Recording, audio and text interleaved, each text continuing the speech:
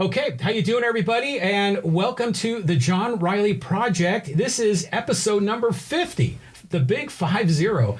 And I am so pleased to have here as my guest a local Poway resident, I guess we can say a Powegian, community activist, Chris Olps. How are you? I'm doing well. I mean, thanks for having me. It's been, I've seen a number of your episodes, so I guess this is maybe a long time coming, or maybe not. I don't know. It's definitely a great opportunity, I think.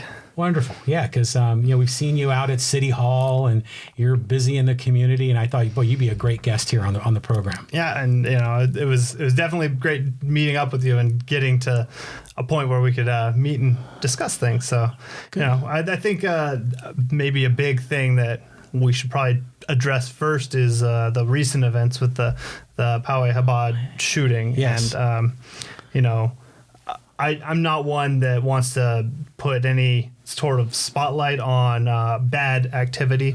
I'm not one that wants to take things and make it into a political talk one way or the other. Mm-hmm. But it happened. It's in our community, and it's something that I think hopefully as a community we can overcome and we can really address and get down to the roots of, so that we don't see events like that again. And I was at the vigil the night of. I saw a lot of the community out there, all of the council, the mayor, and it was a great atmosphere coming together.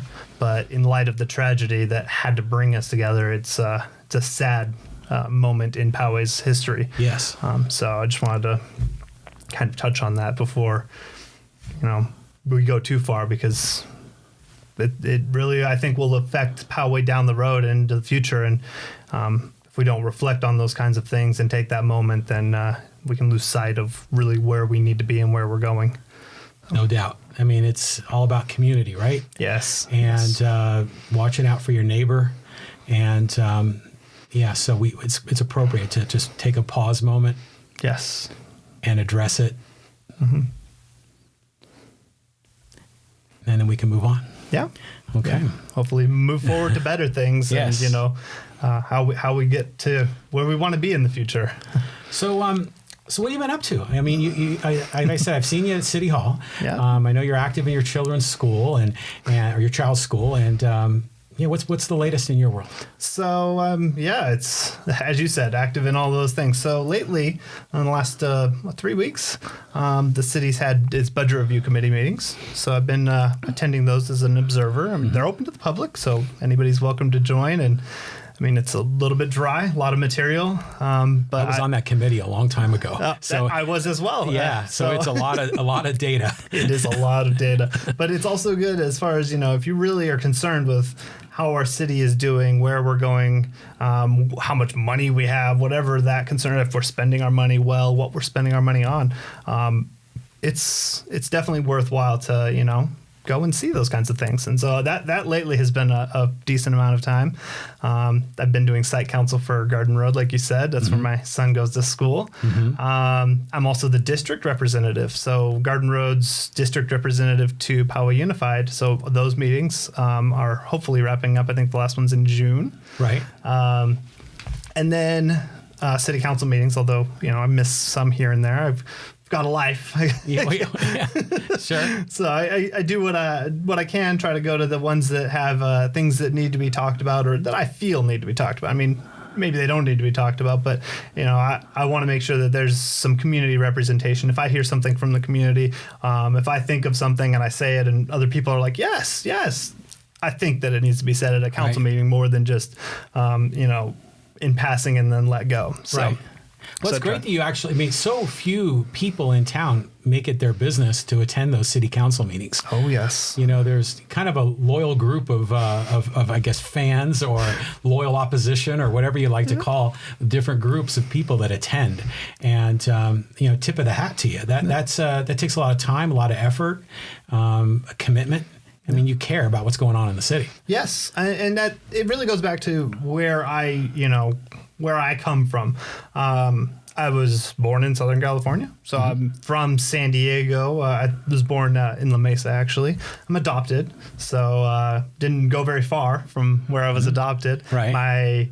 My grandpa from when I was adopted, my grandpa is actually still in the same house from where they were when I was born and all of that stuff. Nice. So found out a lot of interesting things about my adoptive family, and I have half siblings and things like that. It's a lot. Oh yeah. So that was recent finds, but it's as far as where I'm from, I'm definitely a Southern Californian. That was in 83 being born, going up to 89, all Southern California. Technically, we lived in Scripps Ranch, and that's, neighbors to Poway. Well, yeah, right next door. Just up the street. Yeah. So very close. And then we had a little hiatus. Parents took jobs in Northern California. Mm-hmm. So we went up there. We decided it was a good time. 1989, big earthquake in San Francisco. So we were there for that, which was another wonderful thing to experience. Right. So, as far as events go, being around for all these events and happening to be that, in that time, in that place, crazy. For us in our house, some mild shaking, but seeing freeways collapse. My dad's on the freeway at that time, driving home from work and things like that. Where did you live in the Bay Area? So we lived in Danville, actually. So he commuted in and then out. But that 880 is what collapsed like a pancake. Exactly. Would he have taken that stretch of freeway?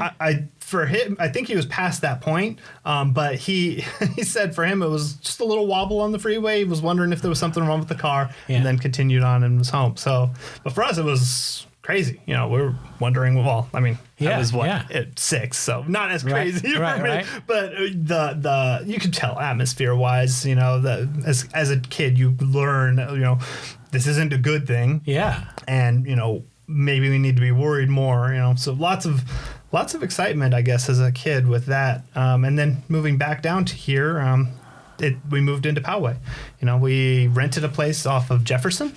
So it's off of Twin Peaks, actually, off of Community in Twin Peaks, up in that community over there. Yeah. And then our final home, where I essentially grew up, if you will, was in the Grove. So right on. Yeah. So deep roots here. Yes.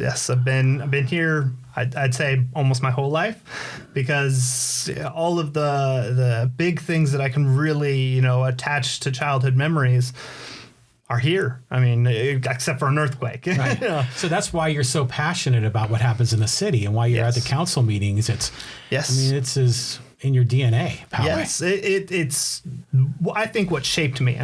A lot of things I've done have helped shape me, but the community that I grew up in is a huge part of that. Right. Riding my bike to Lake Poway from my parents' house, walking to school from my parents' house because we're across the street, baseball at Twin Peaks, Tierra Bonita, all of those things kind of shaped me. The place where I learned to swim, Rancho Arbolitos, where my son's now learning to swim. Oh, wonderful.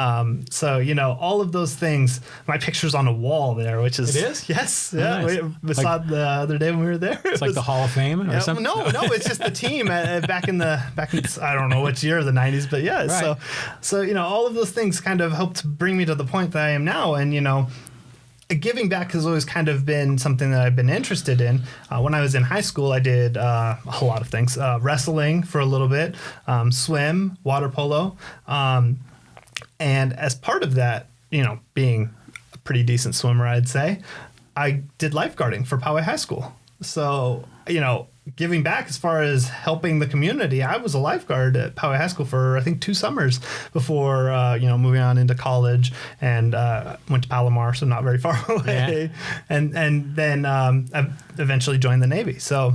Well, that's a sweet gig for a teenager to be a lifeguard. It was definitely a great time. Everybody that was a lifeguard, we knew what events were going to be going on. Half the time it was events that we would have maybe participated in, or we're in the pool, or somebody's, one of us is out because, you have to be as far as the rules go. But, it's things that we know are going on or we're already a part of. So the other lifeguards are people we know. The events are the swim team or the water polo team, so we know all of the people. So, it was definitely a lot of fun and a great experience overall. CPR training, I'm not current right now. I'm probably a year or 2 out of currency. But as far as maintaining that goes, I've had that since high school. Right. So I'd say I'm probably able to give CPR, but certification wise, I should probably get it renewed. How often do you have to recertify for that? I believe it's 3 years on that. Every 3 years. Yeah, I guess that makes sense. So,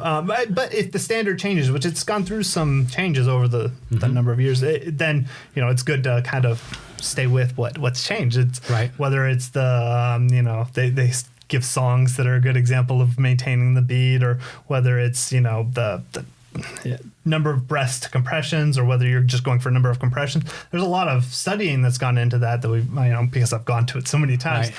You get that background, and it's the breathing almost isn't as important as maintaining the heartbeat, because you can hold your breath for a significant period of time. So maintaining breath count, where that was the huge focus before, it was 1 breath per 10 pumps. Well, your heart beats way more than 10 times per needed breath. Right. So the focus is make sure you maintain the heartbeat, because that's blood going to the brain. Yeah. You lose that, that's where you start having damages. So maintain the rhythm, and then breaths at a reasonable interval. Right. So yeah, it's little things like that. Nice. So, but yeah, I guess we should get to why we're here. Other than I asked and you invited me, and we've talked about it a few times, right? Yeah. So I've been involved in the community for a while. Moving back here in late 2012. To actually own a home now in the Garden Road area. So going from growing up here to now being a homeowner here, it's been my goal to kind of have that, set down roots in a community, and have my son and any other children I might have the same experience I had growing up. Not necessarily in the same community, but conveniently that's where I've ended up. So, so I want to make sure that they have those same opportunities or better opportunities than I had growing up, and that we leave for them a better tomorrow than we have today. Right on. That's it should be anyone's goal, really. Well, yeah. Everyone wants the best thing for their child, to have a better life than they have. Exactly. So looking at that, for me, I've always been pretty into politics. Actually, as you probably know, I ran in 2014 for city council. At that time, it was not so much to win. You always hope for winning, but you can't say you don't. But that was more to get a feel for where the city was, a gauge of who was in office, what's going on. You get a lot of information if you run for office. It's drinking from the fire hose, like budget review committee. It's a lot of information. Right. And you kind of start getting your sense of what Poway is from more than just I live here day to day and everything's wonderful. You get the sense of, where are the problems? Because let's face it, every city, no matter how big or small, has problems. It may not be, catastrophic problems like, Chicago has a lot of crime issues. New York has traffic, has its own issues. They're not to that level in every city, and they're not that easily identifiable, but every city has its little nooks and crannies where it could be doing better. And, that's really where I think some focus should be to bring it to the next level. So 2014 was that time to learn. Yeah. And one of my big things as far as political activism, as I would call it, is I am strongly opposed to a person running unopposed. Oh yeah, of course. So everyone should be challenged. You absolutely, and it's not so much that I don't agree with them or that I don't think they're great people. It's the community as a whole loses out on a lot of any opportunities that they could have to ask questions. Yes, you have city council, but if they run unopposed, as of the end of I think it's July, the main signature for your campaign, that's it. They're elected then. Right. There's no ballot at that point. Right. So at that point you're like, oh wait, do we elect them, or no? They're just there by virtue of not having an opponent. And so I think it shortchanges the community. Right. To you want to have that moment of, okay, did they do what we needed to do? Do I have questions about things that maybe affect me that I didn't realize were up there? It gives that community time. So that's why I ran the first time. I was like, oh, I'll see what's going on. I put it in, and they're like, oh, you're the only other name. And I'm like, well, now I'm definitely gonna do this, and kind of waited around, and no, I was the only other name for the entire time. I was like, well, all right, I guess this is how it's gonna be. I'm gonna get involved, get interested, and it was quite a time then. That was when Mayor Voss was running for mayor, first time. That was against Dave Grosh and John Mullen. They're the two on the I guess you could say the 2014 cycle. And so with that, it was a lot going on. And so, like I said, the unopposed thing was a big one for me. But early on, I noticed, we're having an election for a councilman running for mayor. That councilman's seat isn't up for election. Right. So we're going to have something here. Something's going on here. Right. And at the time, I didn't have a whole lot of ideas on what that could end up being. I didn't, go deep into the ordinances and the codes and everything else as far as what that means. But, it was something I pointed out a few times. I said, we have mayor running. We have a councilman running for mayor. Something's going to happen here. And it could just be mayor wins. So that would have been Don Higginson. Yeah. And then everything continues on its way. Steve's still council person. Maybe I have a seat, maybe I don't. But everything's all as you would expect. But it ended up being the vacancy. And that's when I found my second big thing that I really didn't like in politics, which you don't see a lot of at the bigger levels, presidencies, things like that, but appointments. Now appointments to committees happen, sure. Yeah. At a smaller scale, appointments happen, but that's when it became this appointments to what is literally our local powerhouse. They control our day to day. Now, they're not going to knock down your house or something crazy here. But as far as your quality of life is most directly influenced by your local leaders. That's right. So if you think that's San Diego City Council, no. They can try, but we're not a part of them. The supervisors would be the next level up to have anything to do with what we have to deal with. And, that's the county of San Diego. And then from there it goes to the state. So we want to, if you have a problem, it's the council, our direct council. And so to see what ended up being, numbers wise, I think I got 17% of the vote. It seems, okay, 17%, not a whole lot, right? Not going to say it was great numbers, but it was 3,300 votes, I believe, somewhere in that neighborhood. Yeah. And, the cool thing is that binder they give you, it shows you who was elected, how much they've had. That was more people turning out in that election, mayoral year. I'll claim credit for some of that because that's, why people show up. But that was one of those elections where that could have won in prior elections. 3,300 votes is easily enough to win. Yeah. Dave Grosh, very popular, so obviously did very well. And John Mullen, he's nuts and bolts, right down to the point kind of guy. And so, at the time I had no issues. So it's kind of hard to say I'm running a campaign against something that needs this change, other than I'm just running because I don't want you guys to run unopposed. But that's good that you did run against them, because the city then the community can have the conversation. Yes. Because the campaign process is a healthy process. Absolutely. Where we talk through the issues. And if the incumbents can just, sit back, then not even have to run. So then that's not a healthy process. Yeah. But given that you're going up against two incumbents, and with all respect, most people didn't know who you were. Oh, no. And they knew who Dave Grush and John Mullen were because they had been on council. That's respectful, 17%, and a lot of times it takes people multiple tries until they get elected. Yeah, well, and that's the thing, going that percentage and those numbers is my roots in Poway. I hit all the communities, all the people I knew, all the schools where I had gone to. So there was a number of people just based on that alone. They're like, oh my gosh, I haven't seen you in a long time because, maybe I hadn't been, it was an old friend who had moved out. And so I'd be knocking on their parents' door as opposed to their door. So, a lot of that, but the community as a whole was relatively happy. And it was more just a, new face, a different perspective as far as council goes, young person as opposed to the generally speaking retired person running. And so, they were pleasantly surprised, and I think that was what a lot of the votes were. There were, the the election statistics. My name was first on the ballot. You could give that some points. There's a lot that goes into the other little things. I always question that one.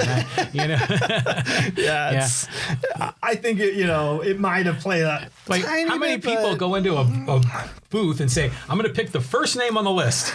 I mean, I don't know. Well, anyways. I hope people aren't voting that way. I want the informed voter as much as possible. But, I'm sure it happens. You just don't know either of them. And sure. So this was 2014, but what's going on right now? Well, so we'll get there. 2016. Okay. I ran again.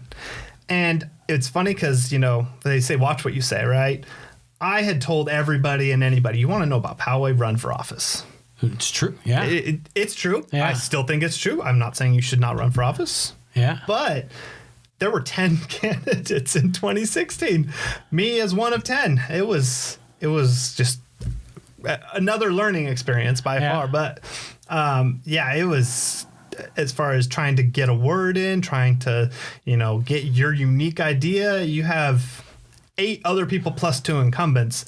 And as far as ideas go, everybody had shared ideas because, when you have the field that large, it's kind of hard to be like, I stand out because of this one thing. No, there's 3 other people that had that idea too. Right. So, I ran then and it was like, almost wish I didn't say that, but.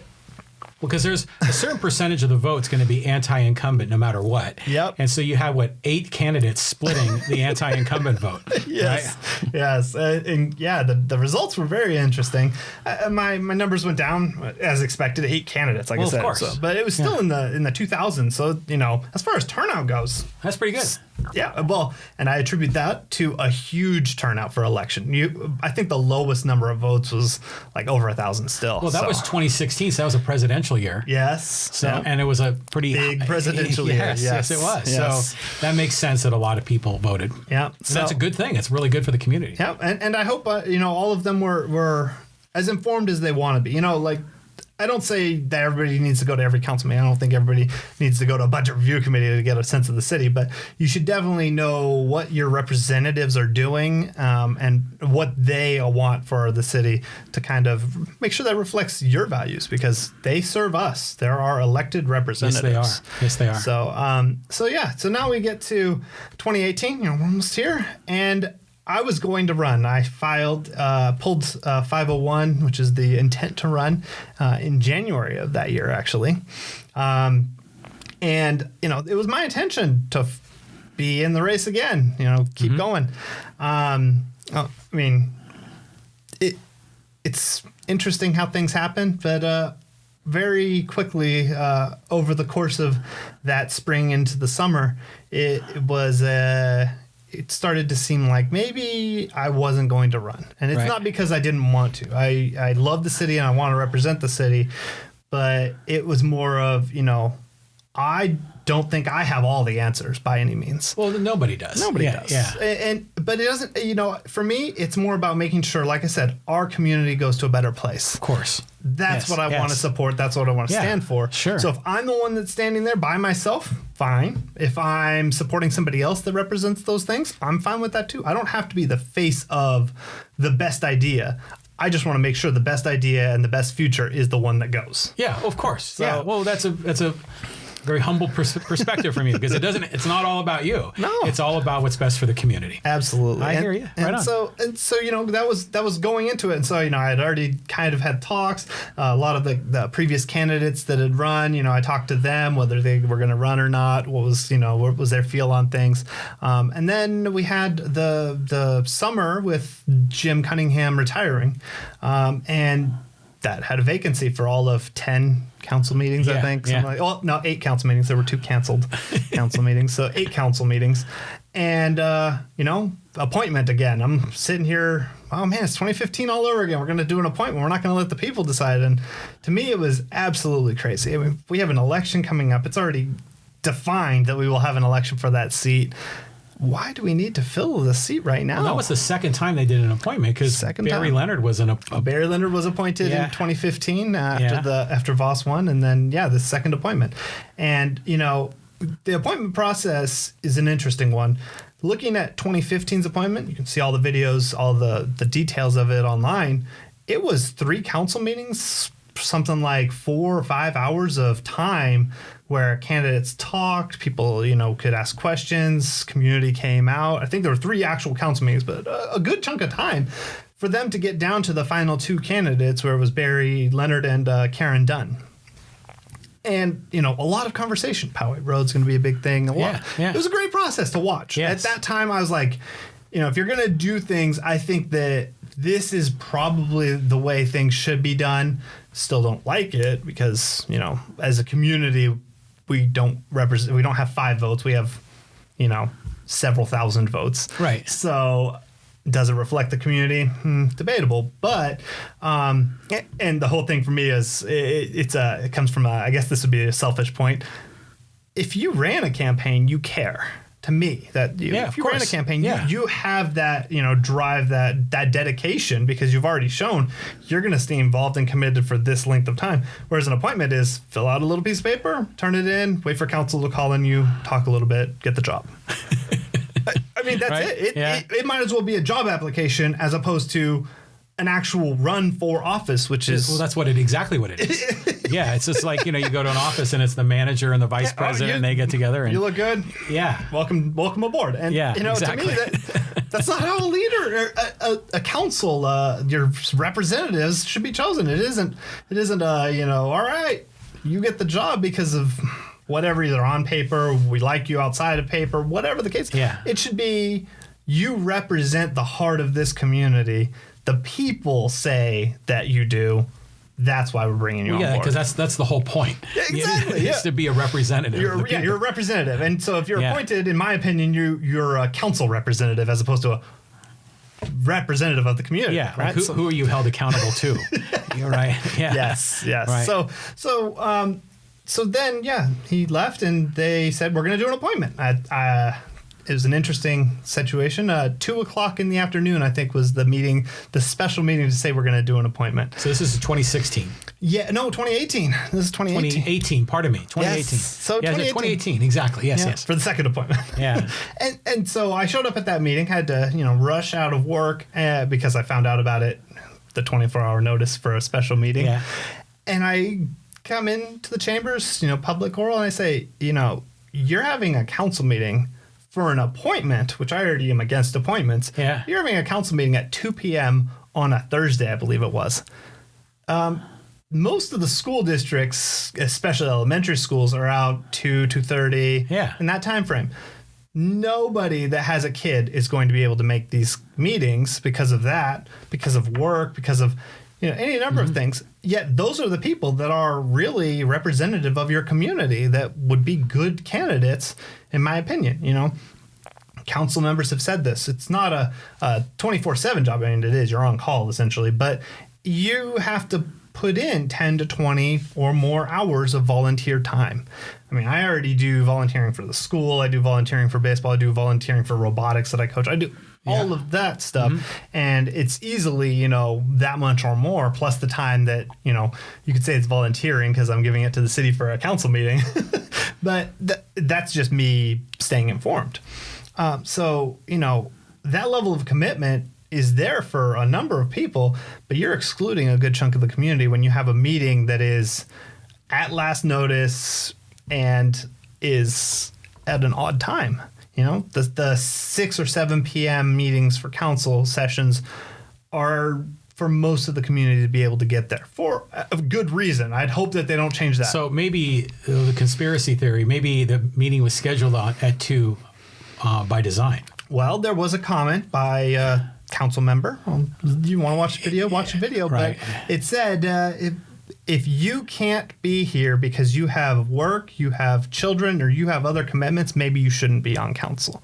Ooh. Direct quote. I mean, maybe not. Maybe there's a word or two, but paraphrase. Intent of quote is that. And it was a stunning comment. I mean, to be honest, things like that get said at a bigger stage than ours. Yeah. And I don't think that's true. I mean, I don't believe in those kinds of things. And no, it's not. I think it misrepresents what our representatives are. You have to be dedicated to where you can't have any other life. Well, then how are you involved in our community? Right. You have to do this or you're not a part of our community. Well, you have to be a part of the community to do that, Yeah, I'd say. but the qualifications for office are established in the city charter, right? Yes. So, and they are. And that voting age, you live here. That's it. you don't even have to be 35, right, to be president. Exactly. You don't have to be 35. So that is the qualifying criteria. Yep. Not something subjective that some person on the council decided to be that person's qualifying criteria. So hearing that, it was frustrating. Yeah, of course. So obviously filled out my paperwork. That was the day that said, okay, applications go in. I filled out my paperwork. So you rushed from work, got to the meeting, and you found out what's going on, and then you quickly filling out the paperwork right then? Yep, filled it out, went up, talked, said my piece. That's and awesome. That was the response. And That's I was awesome. So, I mean, how many other people would have been able to understand that the meeting was called 24 hours prior? You have to be on the list. I mean, Yeah. the list. Yeah. You have to sign up for notifications to be able to make special meetings. So a lot of people, by the time they found it out, was already passed. the meeting was already in the rearview mirror. Absolutely. So for you found out. You're a working man. You got a family to support, and so you talk to your boss. Hey, man, I got to go. And so you sneak out. You fill out the paperwork and scramble, and then you got your name in the hat. Yeah, well, that's really amazing. It is, but it's more like, I wish it didn't have to come to that, right? Yeah. There are things that I could see changed that would fix those, and that's really what it comes down to is. It shouldn't have come to that. You shouldn't have to be rushing. Everybody should have had an opportunity. Yes. Now, the window for actually being putting in your application was 10 days. I think it's a minimum of 10 days. Don't quote me on that. Oh, so it wasn't just at that meeting. No. It wasn't at that point. No, that was to do a public oral. To get on there, you have to be at the meeting by pretty much gavel in, or you miss public oral. Right, because you got to get your name on the slip. Right. Yes. Okay. So that's what. So. Then they said, all right, application's open, whole 9 yards. Turn in my application, review the others. They had an initial shorter period and then the longer period. So it was interesting seeing who was in the first period, who was in the second period. There was 7 names and then 15 total. And, so then we get to the appointment day. And I mean, to me, 2015 was my baseline. There were 3 meetings. There were 26 candidates at that point. It took a while, right? Multiple rounds of voting, and I'm not sitting here holding my breath like it has to be me. Multiple tiers too. Oh yes. It was like a Miss America pageant. Yeah, exactly. It was each of us choose 3, if some overlap, and otherwise the whole list of 3. So 5, that'd be 15 possible, but it was like 12. Yeah. Exactly. So it was interesting to watch. Great time, but this time it was the exact opposite in my opinion. It was. I mean, you can watch it. It's an hour and 15 minutes from start of meeting to person chosen. Hour and 15 minutes? Yes. I knew it was short. Oh, yeah. And I know the process was streamlined, but I didn't know it was an hour and 15 minutes. And it was an hour and 15 minutes. And to me, the biggest short change to our community was, if you look at 2015, our community had input. There were a ton of people that spoke. There were a ton of people that wrote letters in. And all of that was addressed. And there were a lot of quality people that had their name in the hat in 2015. Absolutely. Yeah. And if you look that was a good process. Very healthy. It was. And if I were to say I hated it, but, okay, maybe 2015 was okay. Yeah. Maybe. I'd still disagree with appointments. Yeah, right, but, right. Right. At least it was a healthy process. Yeah. So this one, you shortchanged the community. I mean, you had a chance to talk during public oral, and you could write your letters in. I know a lot of letters that were written in for various candidates. Me, Tori Powers had letters written in. I think Julie Bendinelli was on there. Amy Romaker. All great people. Oh yeah, no doubt. Tons of support from the community in talking and otherwise. But when it came down to it, if you look at the charter for appointments, it says that the time to interview, if you will, it uses different language, but interview your candidates and get the information out, the public's chance to see these candidates is during that council meeting. What had happened, and the reason it was so streamlined, was that the council, I guess, wanted people to reach out to them. And then if you reached out to them, then you could get possibly an interview or more follow-up, and then they could see if you're a good fit. But they didn't. announce that. I guess you had to know that. Now, I ran in 2015. Right. I was running for the appointment in 2015, and I ran in 2016. I don't necessarily think that I'm an anomaly. I'm just a random guy that has to define, hey, this is why I'm putting in paperwork. I'm pretty established as far as that goes. So Yeah, they know who you are. I would definitely, Yeah. if I see them passing, we definitely know each other. A lot of the staff knows me. Fairly, known person. And that was the thing. There were a number of people like that. So why then is the criteria that you had to reach out to do an interview when only, I think, 3 or 4 of the people that applied fit the criteria of who the heck are you? So Right. The vast majority of literally 12 of the people, I think, were already known people that had come out before, run before, or were involved Right. before. And there were only a few that were, who was this person? Right. And instead of that time to introduce or find out or get more information, it was, we all had 2 minutes. So that was half an hour of it. 15 Right. people, 2 minutes, right? Yeah. And then the decisions were Dave Grosh, 3 separate people. And then every other council person had either only 1 vote or 1, maybe 2. Sorry. So 1 or 2 names. And that's how we got Caitlin. Dave Grosh did not choose Caitlin. Yeah. But it, Oh, he switched his vote at the end to make it unanimous. he did for the unanimous vote. Yeah. But as far as when they had 4 that had suggested only her or her and 1 other, he said, well, all right, let's make this unanimous. The writing was on the wall, right? Yeah. To me, there's no reason to make it unanimous for any reason. There's a reason we have 5 people, a quorum, majorities. Not necessary thing to say, we all get along, we all see eye to eye, because I'd hope that there's some discourse. Political discourse is not a bad thing. Well, the devil's advocate response to that is that because it's a council person that would have to be working side by side with Grush, he didn't want to be looked upon as an opponent of her. Well, but that's a devil's advocate. I understand that, but this is just like any other job.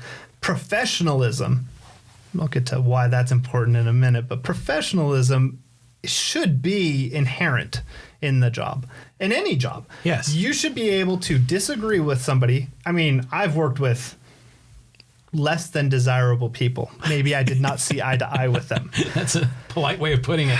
So, but at the same time, I worked with them. Yeah. I got the job done. We didn't have to agree. We didn't have to even address our differences. Yeah. We had to identify the job, identify the scope, get to work, and finish product.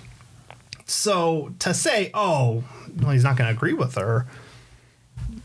Okay. I mean, I hope they don't agree on everything. If they are carbon copies of each other, we have 1 council person, just 1. Yeah. Right? There's 5 people. I'm with you there. I 100% with you. So I get the devil's advocate. To me, it goes beyond that to say, if you can't be professional, maybe that's not the job for you. And I will say that as one of those criteria that should probably be on there. Professionalism, because, the mayor has done a great job of actually being professional every time somebody comes up for public oral. Doesn't matter how negative they are, doesn't matter what they have to say. Good evening, their name. If sometimes he knows us, sometimes he doesn't. Yeah. And, it's that same level of professionalism every single time. And at that, we can definitely agree. That's how it should be. You don't need to have this negativity, we don't agree, so I don't necessarily think you should have your idea said or anything like that. So anyway, moving on.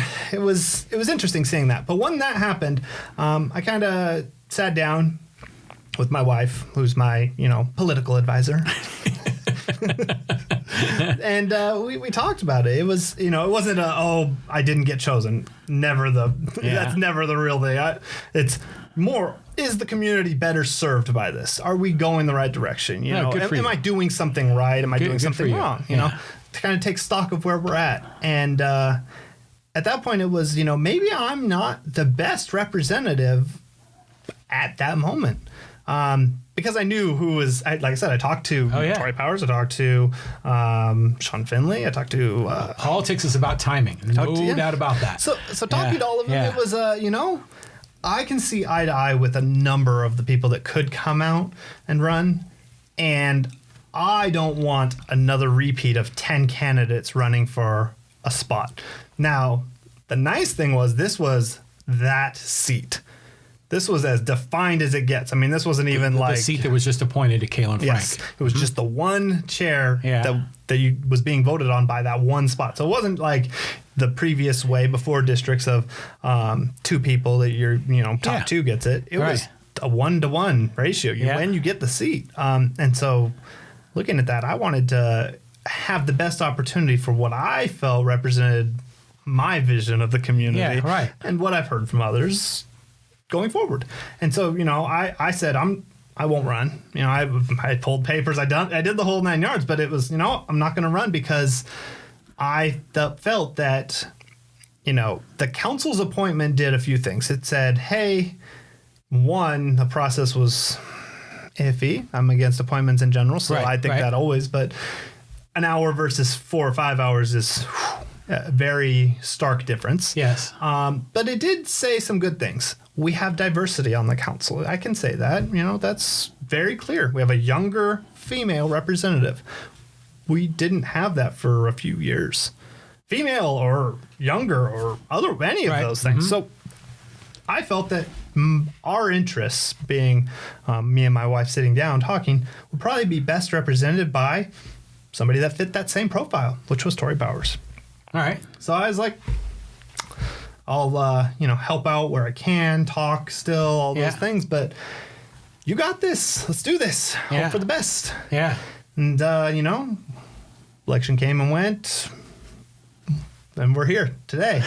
So, Tori is a good candidate. She was a great candidate. She ran a good race. Very good. She came close. Yep. And Tony Russo put his hat in the ring, and that kind of diluted the anti-incumbent vote a bit. Yep. It was an interesting race. Yep. I mean, final numbers, I think in the end it was still Kalen had over 50%. So, it wasn't like, because the votes were split, that's the only reason for, Tory losing. But at the same time, when you look at what had to go into that race, in 2017, we had the lawsuit to go to districts, and a lot of people that I talked to were really happy about just being in districts.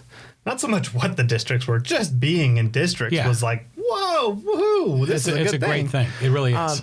And me, I'm here or there on that. As far as the big picture goes, Poway is a very small community. So do districts best represent us? I honestly think yes, because, you want people from all over Poway that represent all of the socioeconomic groups that we have in Poway. So whether that be you live in the Grove, where I grew up, or you live in Garden Road, where I live now, or you live in an apartment complex, which I lived in Scripps Ranch, in Carmel Mountain for a little while, or where my parents rented, or wherever. Whether that be the case, you want that representation. You want those people to have the voice heard. And, the best way to do that, start drawing some lines, because when it comes down to it, if you have a smaller pool of people, that one voice starts standing out a lot more. That person that's coming together that the community looks to say, hey, you're the person I go to ask all these questions. Well, that person now can be your representative more than just, but they aren't the big picture Poway. They're just your local neighborhood representative. Neighborhood representatives are what we need. We have only a dozen or so true neighborhoods in Poway. That's right. So a dozen down to 5 people, that's simple math. I mean, that's easy enough to do. That's not the end of the world there.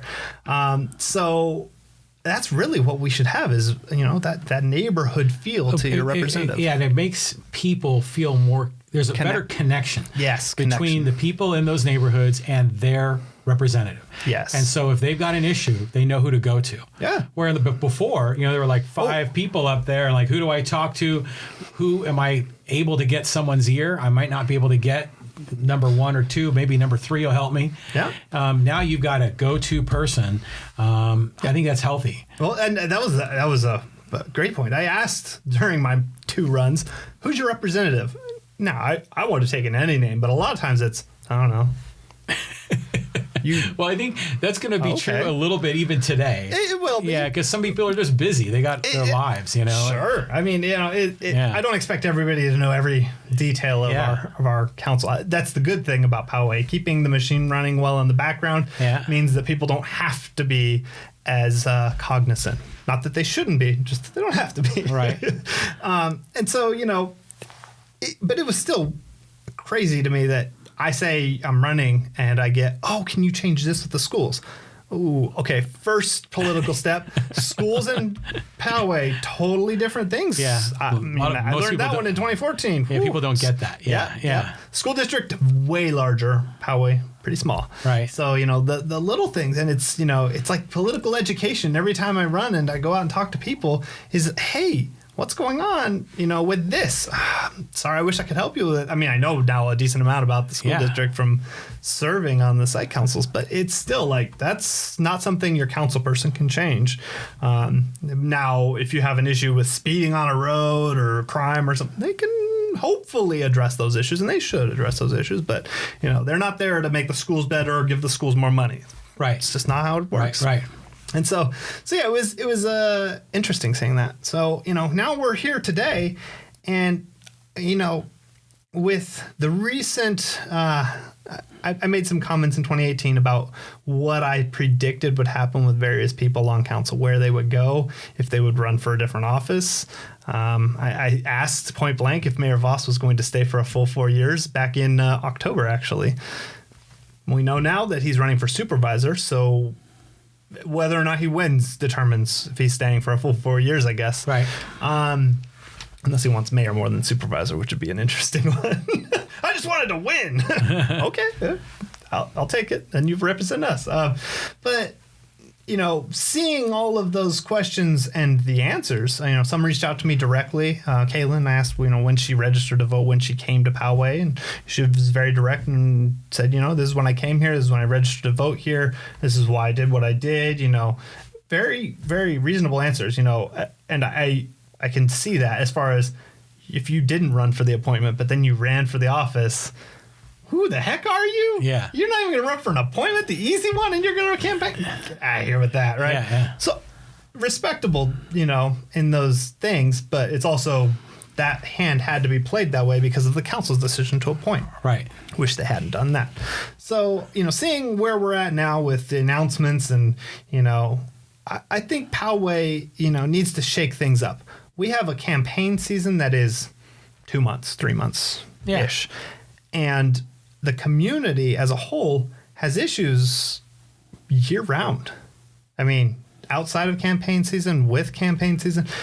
And they aren't, big issues. Sometimes they are, but they're little things. Hey, we feel that this area has a lot of traffic congestion. Hey, we feel that this area has a lot of car break-ins recently. Hey, what was it? A year or two ago, we had the stabbing at the gas station. Oh yeah, I remember that. Yeah. Yeah, it was Pomerado and Poway Road, right? Yeah. And I think if you live in different areas of Poway, you really get different perspectives. Living in Garden Road, I can tell you the drive down Poway Road on some days is longer than my drive down the freeway to the airport, essentially, Spay Wharf. I believe you. I've experienced that. So the 3.5 or 4.5 miles to the 20 miles, it's crazy. Yeah. And so, but we have the idea that we don't have traffic. We definitely have traffic. We have, now is it a problem? Okay, it's debatable. That's where we can get into things. But, there are issues 24/7 and people want their voices heard. They're expressing those things. Water rates is the one that recently came up. That's the big thing. LMDs. What are we doing? Trees falling down and stuff. Why are water rates going up when we had all this rain? Yeah, right. So the people want their outlet, and, a lot of people understand that there is a council, but I've been asked, how do you do that? How do you go to council? Just go. And then when they get there, do I have to fill out something to speak? Well, most of the time I'd say yes. Recently, Voss has started to have does anybody else have a comment? So maybe not, depending on, I guess, the issue. He does that? That's cool. It was a great change to see. Yeah. He's just trying to get as much voice of the community as he can. I like that. Yep, that's something I would have suggested as a change, and to see it starting to take place is great. Right on. But like I said, we have a very narrow window where you try to pack all the politics of all the problems over the last 2 years, 4 years, whatever it is, into that small window, and it ends up being an overwhelming sense of doom and gloom. I think the council said that, to business as usual. Stay out of the course. Yeah. Now, which one are you going to choose? I don't want to have doom and gloom. And the bleak picture isn't like we're going to have, catastrophe if we don't vote for a different person. It's that there's so much potential there, and we just haven't utilized it. That's how I look at that. It's the potential kinetic energy thing. A lot of potential energy here, and we just haven't utilized it. And then you have the low-level kinetic energy of stay the course. Right. And so, it's easy to stay the course. Newton's laws of motion, right, yeah. So I get it. Inertia. Exactly. I get it. It makes sense to just keep going, because to change direction is to really start acknowledging, things, and start, exerting effort, and really, maybe the uncomfortable things have to be brought up. So with that, I wanted to announce I will be running for District 4. All right. Yes. We should have some confetti come down. Man. Yeah. With balloons, Oh, yeah. So congratulations. That's a big deal. Yep. And it came after, like I said, a lot of thinking, seeing how 2018 played out. And it really is, I think it's time. Not that it wasn't before, it's always been time. But I think a community that has been, in my opinion, underrepresented on council, which is, the southern end of Poway. It's most roughly south of Poway Road, right? Well, some District exceptions. 4 is just south of Poway Road. Yes. Yeah. There's a few exceptions, I think, but I'm talking in general, the South Poway. If you drive Poway Road daily, that community, the people that feel that, is vastly underrepresented. Even our current, I guess that we're not in districts because we're not in 2020 yet, but the would-be current representative of District 4 with Caitlin lives on the very west side of Poway. And so there's no commute unless she's coming into Poway for council meetings or whatever. But, so to say that the struggle of the people that live right there, that come out of the apartment complexes, that come from Royal Estates, that come from Garden Road, that come from off of Carriage. I mean, tons of communities feed into Garden Road. And then you have all the people coming from outside Poway that go through Twin Peaks, through Poway Road up to the business park or to businesses in Poway. It's a lot. And, that community, those people, I think that their voices should be heard. Well, I remember back in the 90s when I lived on Garden Road, there was the South Poway Residents Association. I know one of the leaders of that. And they were, they were fighting the good fight. And I lived in South Poway at the time, and I was thinking, they're right. There is no representative in this geographic area. And to your point, the socio-demographic profile in South Poway is different than North Poway. Yeah. And so, are those people being represented? Mm-hmm. I think it was a fair question. No. So, but now we have districts, so that problem is largely solved, assuming you get the right person in the chair. And the person that we have now lives technically within those boundaries. Absolutely. Yeah. There's no arguing that by the way the lines are drawn. But, I was a part of the districting process. By part of, I mean I submitted 10 maps or so. You did? I drew a lot of maps. You are a dedicated man. So you're out there drawing maps and some were jokester maps. Every single map I submitted was a technically valid map by their mapping criteria, but some were very clearly joker maps. I mean, the council in one district, just to kind of push a button. Of course. Yeah. But I did one where I think I made it almost look like a target for Poway, and so you had too much fun with it. I had fun with it. It was a great software that allowed it. So, but it was a good experience to see one, how the census is done, which there's some areas that need to be addressed. There's a block of like 2,500 people that couldn't be broken up at all. It was a nightmare to deal with that and fit districts around it, because that was a good third of a district. Yeah. So, and you can't break it up. So it's like, well, there's a third of my district. So were you satisfied with the way the lines turned out? No. And the biggest problem I have isn't so much where council is, how many are in a district. I can get over all of that. The biggest problem I have is the keeping continuity of neighborhoods and areas. So if you look at the districts, District 2 is 60% of Poway, something like that, by land. Right. It's a huge area. Now I get it, North Poway, and actually going down the east side of Poway, all the way past Poway Road, into Garden Road, to a few of the houses in Garden Road, is District 2. But I believe it's the area you used to live in up in Sycamore Creek. They're similar style homes as far as, the larger lot sizes. So I guess they could fit with the North Poway. Oh, they weren't that big, though. No, those lot sizes are pretty tight in Sycamore Creek. By comparison to your I think quarter acre or whatever it is we have, or something smaller. So, but yeah, they're larger. So was the Sycamore Creek community part of District 2? It is part of District 2. Really? Yes. And actually, because of, like I said, the problem areas, that big one was a problem because we couldn't break it up. But in Garden Road, there's a section on North Garden Road, just north of Garden Road, where because of the way that the census broke it out, there's this little cul-de-sacs where like some triangles come in, and it's Garden Road, like. Yeah. Garden Road proper. Because you have to use census blocks. Yes. Because the precincts are organized that way, right? Yes. Yeah, that makes sense. So yeah, that throws a lot of people, like I can't think of his name. Bernie Guzman. Sanders?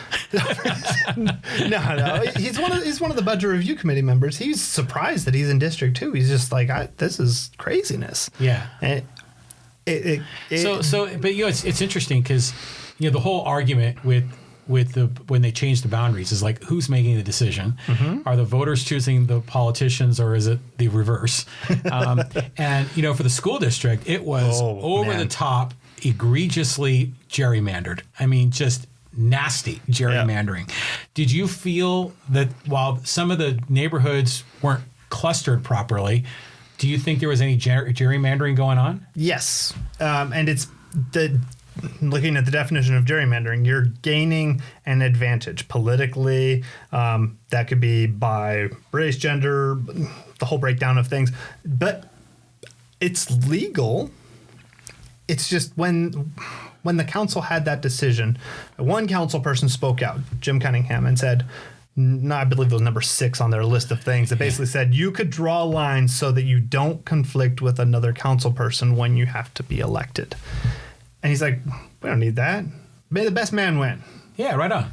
Good for you, Jim. Exactly. But he lives really close to Mayor Voss, doesn't he? Yes. Down the street. But mayor and council, that's 2 different races, so it wouldn't have mattered. You're right. So I was like, yes. And then looking at him, I'm like, it really shouldn't be a big deal. I think 1 or 2 of them, it might be one district that has 2 of them, and that'd be it, really, And in the end, that's how it was. It was Jim Cunningham and Barry Leonard in the same district, District 2, the gigantic district. Yeah.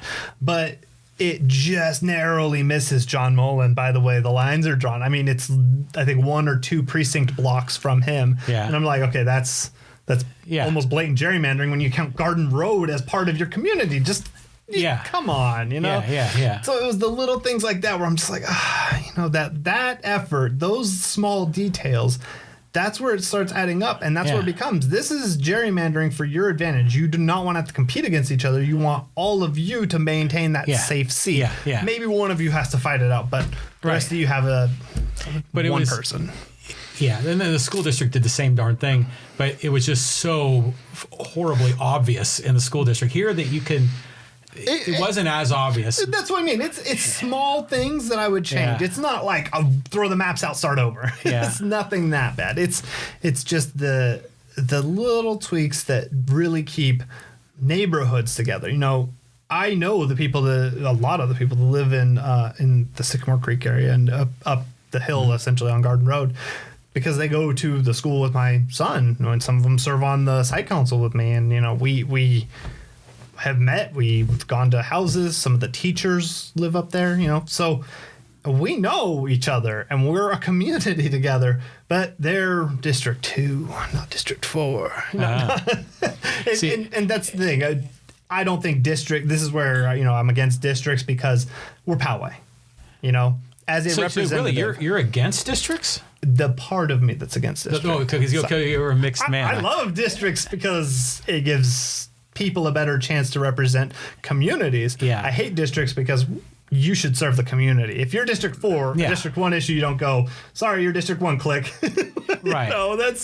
That's silly. And like you said earlier, where people would call first, second, third council person to try to get a hold of somebody, it doesn't matter who you are or what your problem is. I mean, I'm not a council person now, so don't call me. I can't solve your problems. But still, even with the districts, they represent the city. Yes, to the best of their ability. Absolutely. And I don't think that they're not doing that by any means. But the lines drawn is interesting.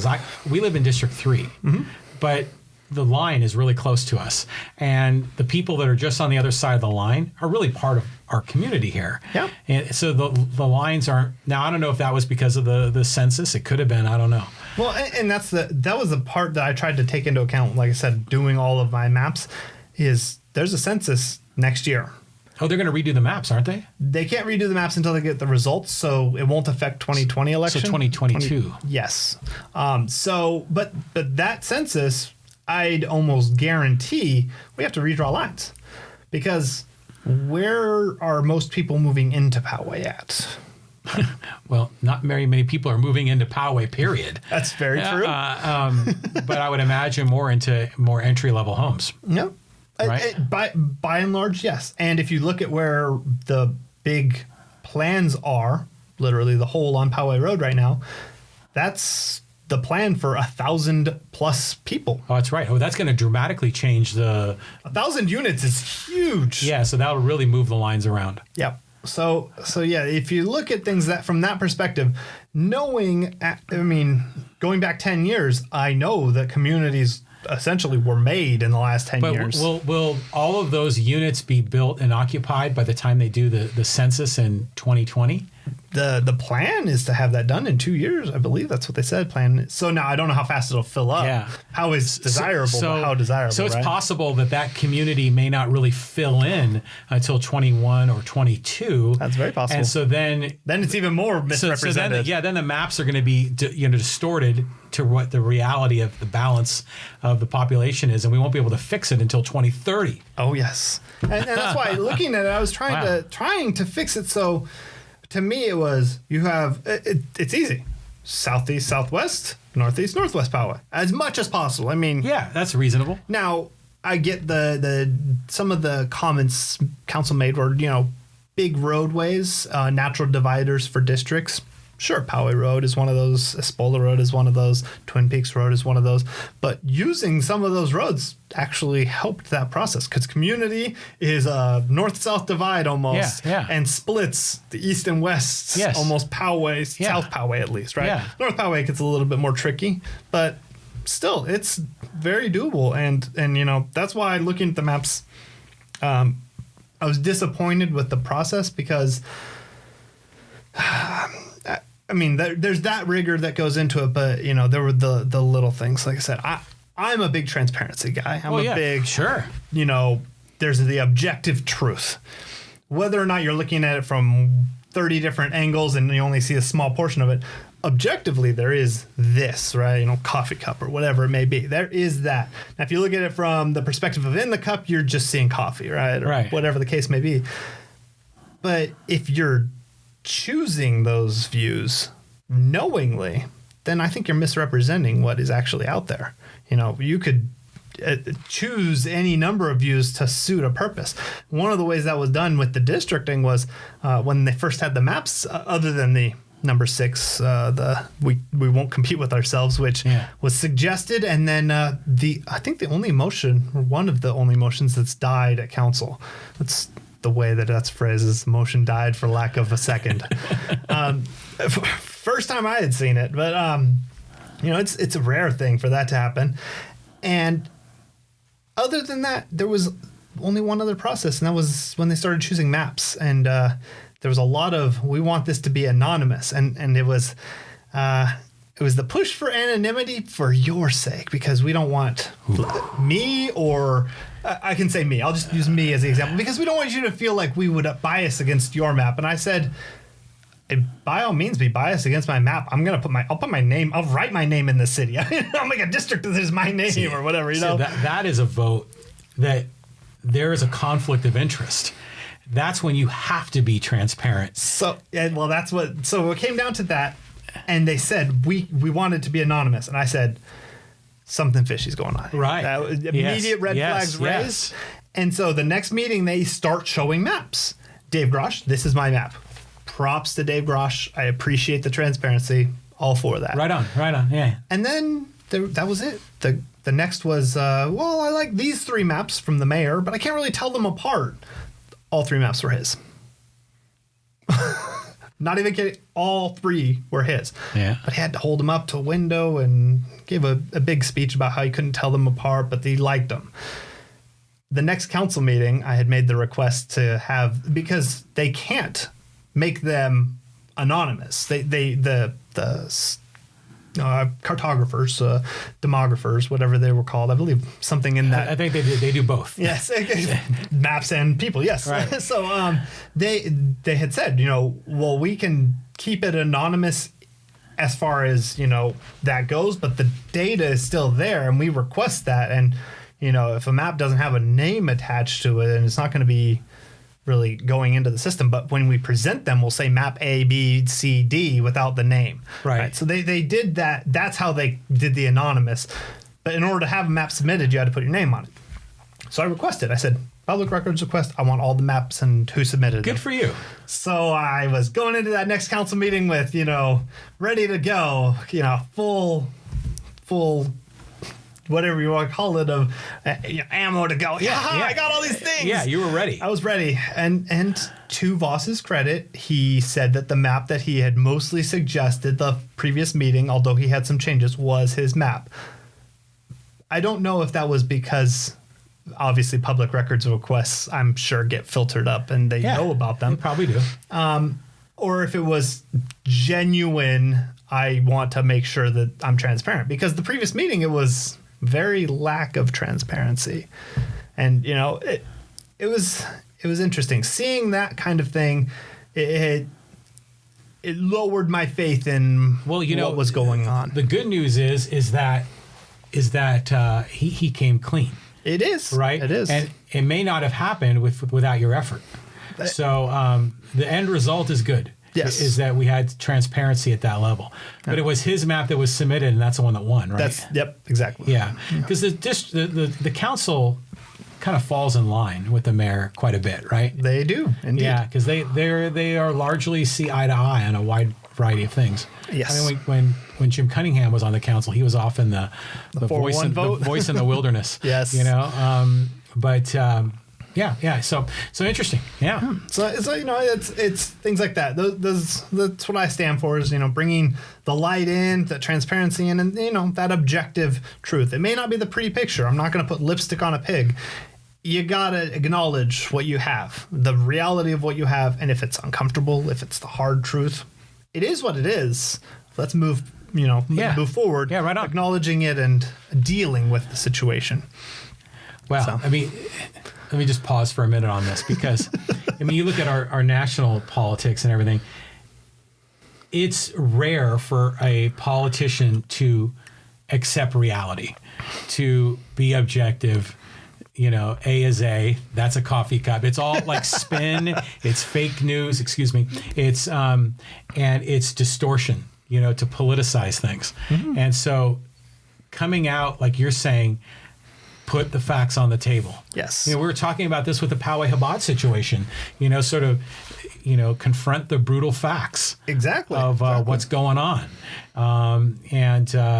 Bravo for you for saying that. Yeah, and it's what I try to do, and it may be hard to see. I can acknowledge that because, like I said, not every speaker when they do public oral comes from that like nice, friendly. Some are very aggressive. Some Yes, have they are. a grating tone with how they Yes. present the information. But when I speak, I try to base what I'm saying on objective facts. This was said here. This is the actual number that you presented in this document. This is what the California code says. Because you're an engineer, right? Yes. So you're analytical, you're logical, you're clear and precise. Yeah, but it's not popular, and I get that. You want the interpretation of the law versus the letter of the law. I totally understand that, but when there's enough people saying you've read the interpretation of the law wrong, Right. what does that really mean? Now you have your opinion here, you have your opinion here, you have what it actually says. you could have 3 different views of the same exact sentence. Right. And to me that comes down to, we kind of have to go with, the popular opinion, the right opinion is my take on that. The greatest good for the greatest number of people. We want as many people to benefit as possible. We don't want to go, this is the popular opinion because it gets us more money. No, that's not popular. This is the popular opinion because it serves this class of people or voters. This is the popular opinion because 70% of Poway wants this. All right. We talked about the water rates a little bit ago. That was a great opportunity for our city to show their ability to set the bar, right? Poway's notorious for that. No, notorious is a bad word. Known for that in a good way. We set a good bar in most situations, a high bar. Yeah. And in that case, I think we've kind of failed because where this rule, Prop 218, came from is Northern California, right? So you think they pass the legislation, they don't even have to deal with their own stuff. They don't want, they don't have to worry about it. It's their own thing. They're going to be as shady about their own rule passings as possible, right? A huge city, Sacramento. Maybe it was both. I don't know. I think it was Sacramento. When they did their first Prop 218 for water rate increases, the information they sent out had a detachable yes/no ballot attached. Now, it is a protest vote. I acknowledge that. It is a protest vote. I'm not saying we are not going to follow Prop 218. But when it's a protest vote and it's as easy as detach with your no and send in, postage paid or whatever, it's a big difference between that and here's the information. We know more than half of you are going to throw it away. Here's the information again. You're still going to throw it away. You don't care about us. Right. And, by the way, even if you read this, you still have to write your own information down and bring it to us. You can't email it to us. You have to bring it to us. That's a huge burden. Right. And then you had to have like a significant percentage of the populace. The percentage is 50% plus 1 of ratepayers. So it's 7,000 or so that have to protest. Yeah. So that's never going to happen. You have a huge burden, and you're making it as burdensome as possible. Of course, it's not going to happen. Right. It's their free meal ticket for a way to pay. Now, water rates, sewer rates are subject to the ins and outs are for water, etc. But building something that relates to water, anything, council's pay comes from water. Lots of things get attached to water in some way loosely. And that's where, hey, if we can increase that budget, then we can push projects, water-related projects that way. Now, they better have at least a very tenuous touch to water, right? Because otherwise I'm sure lawyers everywhere will be watching. Yeah. But at the same time, it's kind of a shady way of doing things, Mm-hmm. In my opinion, if we have an issue, a direct issue, and the biggest one, like I said, I went to budget review, and we'll touch on that here in a minute. If we have an issue with ins and outs, income, expenses, as council has kind of alluded to lately, say it right up front. We are slowly but surely going to be hitting a deficit soon. Point blank. And yes, that is what we are going to be doing soon. Yeah, yes. We are at the point now, having served on it, I saw where the line was going. Yeah. And we're within, I'd say, the 3 to 5 year mark of being there, if not sooner, of being in a deficit. And that's conservatively if nothing changes. That's on the, if something bad happens, it's a lot sooner and a lot quicker. Right. And, that's not assuming like we're going to give ourselves huge raises for council, for staff, or any of that. We're going to hire more people. That's them essentially either trimming or maintaining, and, no new projects, nothing like that. And a base increase of 1%, which is very conservative for, costs. It's unrealistic, and that's the 3 to 5 year before we hit the deficit. Right. So it's an unrealistic in 3 to 5 years we'll be there. Realistically, 2 years. Yeah, it could happen. Yeah, and that's it. That is just based on what's on the budget, not counting the known off budget items, which is the scary part, because those are huge, really big. Well, the city, generally speaking, has done a good job of being fiscally disciplined. Absolutely. They have a good process. And I would say our past record absolutely reflects that. Yeah. The problem I have is I think we're getting off track on that. I think our track is great track record, and we kind of are veering off from that. Do you think that the development on Poway Road is partly an effort to generate more revenue? It is an effort to generate more revenue. Absolutely. Yeah. The problems aren't that we aren't trying to generate more revenue, and that's a great way to solve the problem. The problem is timelines here. Well, we already talked about that. If that doesn't get in until 2020, we're in the deficit already. We're there. Right. Yeah. And by the time that's fully populated and all the businesses are there, are they enough to overcome the rate of increase? The expenses are going up past to make it so that we can even pay back our hopefully surplus that we hopefully still have. I don't know. I don't think that's enough at this point to address that. So how would you like, if you're a candidate now? You've made the announcement on the John Riley project, and thank you for doing it on this podcast. Not a problem. So if you're elected, how would you address the potential deficit that you can see down the road? So I have, like I said, budget review. Everybody show up. It'll be a great party. All of us can learn it together.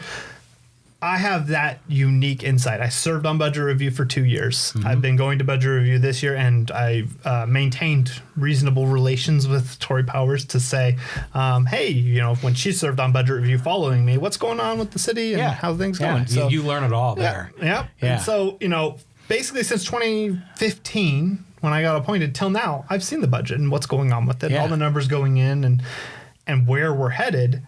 And, I've had those serious concerns. Obviously, I have concerns about the way development happens, the way they choose to have development happen, the projects they choose on their own merits in some cases.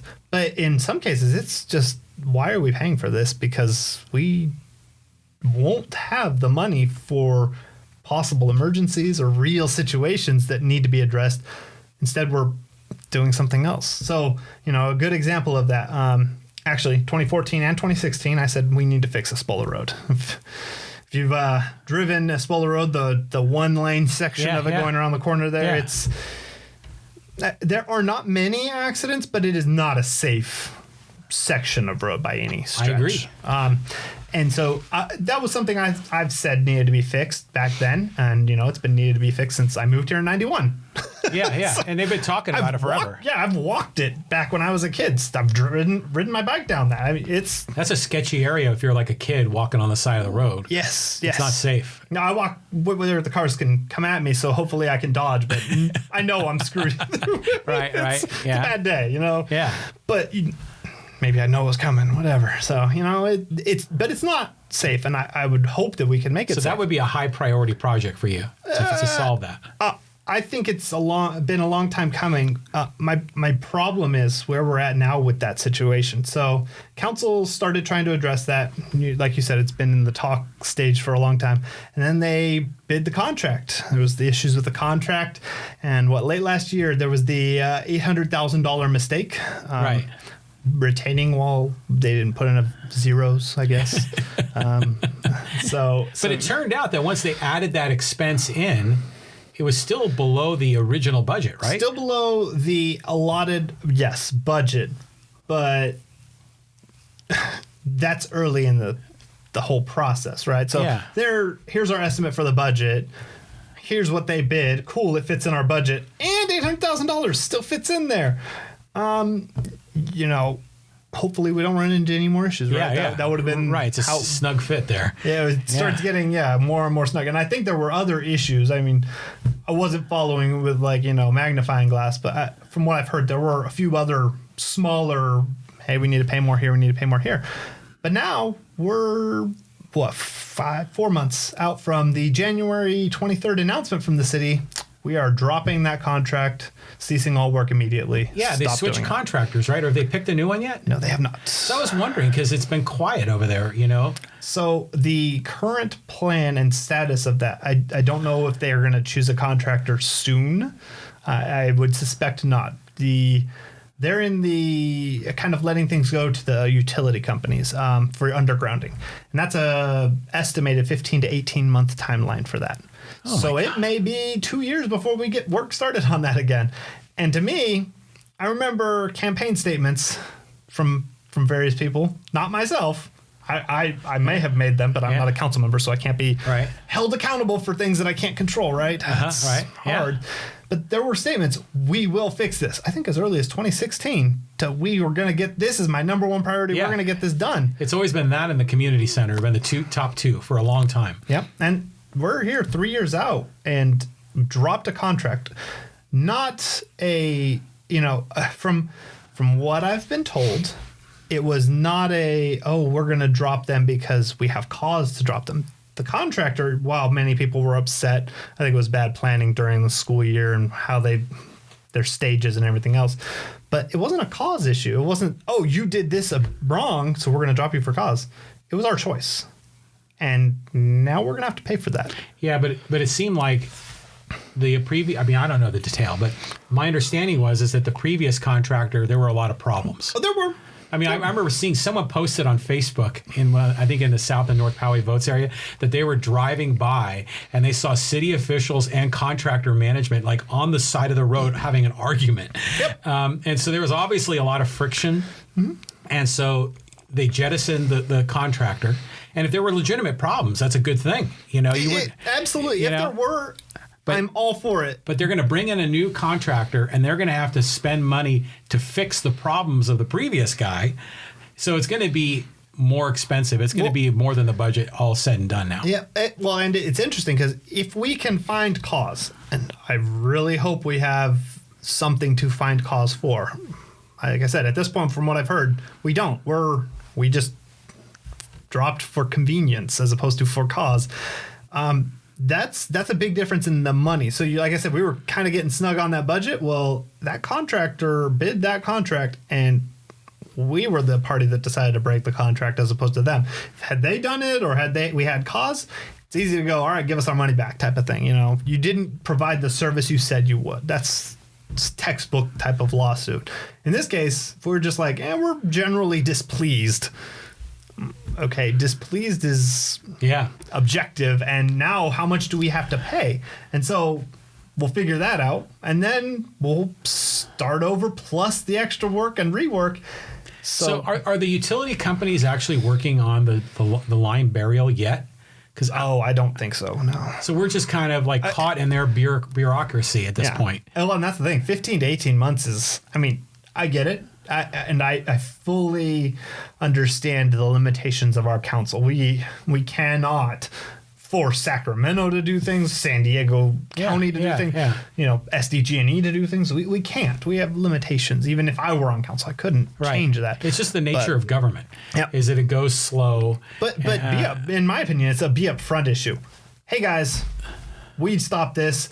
it's not bad, all bad, because, hey, they have to do this and conflict between contractors could exist and blah, blah, blah. Yeah, but they did say that in the beginning, didn't they? But there's just been no updates, Yeah. So I think we're all kind of confused. Well, the initial one was we have all of our contractors on the same page. SDG&E's talking to this guy and everything's going to be perfectly matched. Apparently not. And that's what I mean. The transparency it's huge. That little detail is like a night and day difference for a person that's dealt with that traffic for 3 months and then it just vanishes one day and the road looks like terrible, has the metal plate still. And sometimes like, I wonder though if the city council or even the city staff might feel that they would be embarrassed if a lot of this came out, like they would be blamed. But really, the other contract, I mean, I give them credit. If the other contractor was poorly performing for whatever criteria, and they weren't, and despite pressure to step up their game, and they wouldn't do it, you've got to cut bait. Absolutely, and that's like you said, embarrassment. Sure, but you have to take that. You need, in my opinion, the only reason not to say something is essentially protection under some legal status for the city. Yeah. You always hear that as an excuse. And you might, that may be it, but I mean, that one letter and then nothing from the council. I mean, it was just that letter, which was kind of out there, I guess, floating around. I don't know. Was that in anything? I didn't look in the chief tonight. So if you don't mind me steering the conversation back, what would you do to resolve the budget problem? Because you can't generate more revenue. Indeed. So you would have to find areas in the budget to potentially trim. So what would you do? In 2015, when I was on budget review, our 2-year session, our group came up with a few things. We noticed this is a possible trend going forward, and we identified a number of issues that need to be addressed. Some of those are big ticket items that are going to come up and kind of bite us here soon. We'll get to that in a second. The number one thing we said, though, is we have a pretty healthy reserve. Yeah, it's actually pretty good. Yeah. Right now it's at the limit we suggested it go down to. Well, actually, no, we suggested it go down, and then they had a study, and that study came in and said about 45% is okay, and so now it's at that percentage. But that extra money, we said, should go towards handling some of these issues that are now actually going to come up. Espolta Road was one of the things we suggested. Yeah. PCPA was one of the things we suggested that needed to be addressed. What's that again? The Poway Center for the Performing Arts. Okay, yeah. So, was that the solar? Is that what we were? No, not the solar. They need a huge, almost renovation of the facility because of HVAC, plumbing, electrical. Oh, yeah. I remember that. About $4 million, give or take, of work needs to be done. And it's jointly owned with the school district, but those guys have no money. Yes. Yeah. Well, and we end up on more of the money side of it. It's on their ground and it's our money. And actually their budget's like 4 times the size of the city of Poway. They do have the money, but they're so mismanaged. Yes. And to me, I think we had a few, you could call them radical ideas, but we said, at some point, this should have been a city benefit, right? We should get something from it, but it's almost exclusively used for the school. I mean, you have the outside performances, but as far as revenue coming in, it's almost a negative on the revenue side of things because it is, because it's always been something that the city has subsidized because the ticket sales, the rental of the facility does not cover the expense. And there's nowhere you can to kind of buffer those with a restaurant nearby that people can go to while they go. There's nothing that helps it because of the location. And so we had said, at some point you have to kind of take the loss. Are we going to continue to take this loss over years and years and years? Or are we just going to say, look, school district, you guys aren't coming to the table. So we're going to make an offer on the table. You get your building and $1. We'll sell it to you. Or, hey, we'll give you the $1 even. I mean, whatever it is. Take this and do. Because that would be an interesting... They have the budget. They have the... whether or not they're managed correctly, right? But they have the ability to do that, and it would fix a lot of the problems we have. Right now, we try to find a contractor that will work for a school district according to state guidelines. That's a nightmare in my head. Because it's like this hybrid deal, right? Yes. Yeah. And so if you just put it in the school, then the school district has their already approved specific facilities people and contracts and vehicles But for that. I think you can make an argument that if it went 100% to the school district, the situation could erode further. It could. But it would ideally, it would no longer be hurting our bottom line. Well, yeah, because the city could wash its hands. Exactly. Yeah. And I think at this point, we're going to potentially end up spending far more trying to salvage this and over the course of however many years until that is what it ends up being. So yeah, we slow the erosion, but well, the facility ultimately should be cash flow neutral. it should. It should live on its own revenue stream. And if it's not, then adjustments to that internal budget need to be made. And that's what I mean. The hard questions need to be dealt with. Yeah, rather than, subsidized by Poway. City, please give me money. School district won't give me any more. So city, can you even give me more? Yep. They need to exist on a standalone. But I know that there's a lot of people in Poway that when that was first built, they were the people that wanted to bring culture to the city. Absolutely. So you kind of wonder, will those people step up either by buying the tickets? Generous donors would be great to or if they're willing to write a check. Yeah. So maybe they get their name on the facility. Yeah, but and there's a lot of interesting fundraising potential there. But in my opinion, that would be a boon to the school district. You get donors to the school district, and you get the facility. So city kind of wipes clean. And it's still bringing it to Poway. It's in Poway. It's not like we're cutting that out of Poway. But the tricky part with the school district is that they've got 6 high schools. Yes. And so they show preference to one and not another, and that gets kind of weird too. Well, but they already have the issues with the whole preference thing. It's on school ground, so you can't have certain shows go there. And so the whole thing is almost not exclusively, but a lot of the issues are tied around because of where it is and what it's bound to.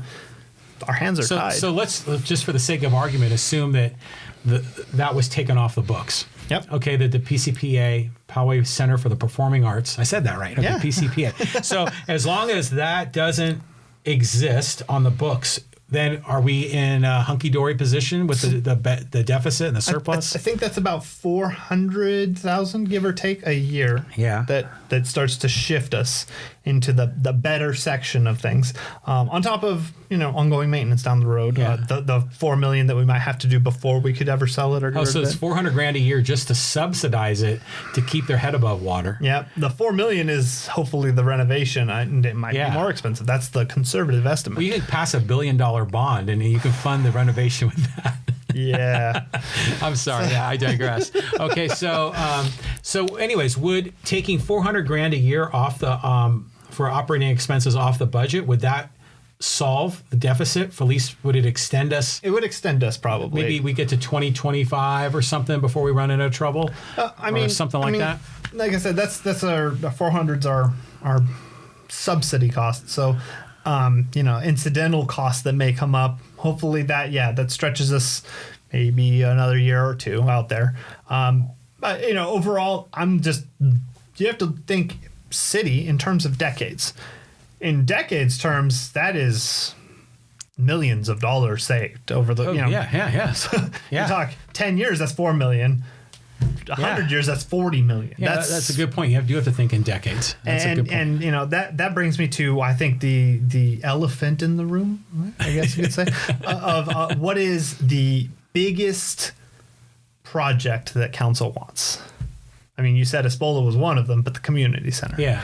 That is, in my opinion, the number one way that we can address our issues right there. And unfortunately, by the time 2020 rolls around, I would not be able to probably do anything. So your suggestion is don't do it. Not don't do anything. So here's the interesting take on that. Okay. The building, and any building, you can look at the city contracts on most buildings and most things of that nature. We enter into 50 or 55-year contracts of loans and things like that. Yeah. It's been around 30 years. Really? Yeah, 1988. So why are we demolishing a 30-year-old building? Well, because the story I hear is that the infrastructure is just gone to hell. It's like the plumbing doesn't work, and it's an interesting story. Okay. So 1988, we had a significant number of the ADA situation that we have now. So it's not like that was a brand new thing that came up between here and there. Now, some changes, so minor changes. Yeah. Asbestos, already dealt with by 1988, shouldn't have been involved in the production of that building. If it is, guess what? Demolishing it, you still have to abate. Renovating, you still have to abate. Do anything with it, you have to abate. So that's a net zero. And like I said, I don't think that's there, but I don't know for sure. I'm not the person that built the building. Then you have earthquake code, I believe, is one of the ones that was referenced. These are reasons why it has to be demolished. Has to be demolished. Yes. I'd be interested to know what in the earthquake code for buildings changed between 1988 and now, because I can tell you a good chunk of Poway is built in 1970 or later. Now you were talking about the Loma Prieta earthquake in Northern California. I wonder if that spurred on some additional requirements. It may have. And it's, like I said, interesting timeline, 1989. So it's possible. And you had Northridge, you had a few other earthquakes. Yeah. But I don't think that those have drastically changed. I can be wrong. And like I said, I haven't done the research on that specifically. But as far as that goes, I don't think that that's a real reason. And retrofitting for earthquakes is a common renovation thing again. So, if we look at all of it, plumbing, easily redoable, layout, redoable during renovation, all these things, renovation 100% covers. The real kind of catch-22 here that I don't understand is the desire is to demolish and rebuild a building that is at least 8,000 square feet less. It's 18,000 versus 26,000. Yeah, it is smaller. Yeah. So we have a building right now that can hold the bingo and preschool play at the same time, or multiple different events in different rooms and things like that at the same time. And they want to make it to essentially one big meeting room and maybe an outside area, with the possibility down the road to expand. Their number one comment on it is, this was a hodgepodge of things we added on afterward. So we want to add on afterward again to our new one? Well, I think they're trying to fit a square peg in a round hole. Absolutely. Because they had a budget and they had allocated so much from the reserve, and they were going to take enough. That was the problem. And then they were going to take so much from the operating budget to add on. Yep. But they didn't want to go beyond that. And then we've been talking about this community center for like 10 years. I think they were talking about it before the Great Recession. Yeah, well, 10 years. And that's the funny thing. The building's only 20 years old then. And I think that's really what it comes down to is, like I said, 55-year loan terms. You should be planning preventative maintenance in your buildings.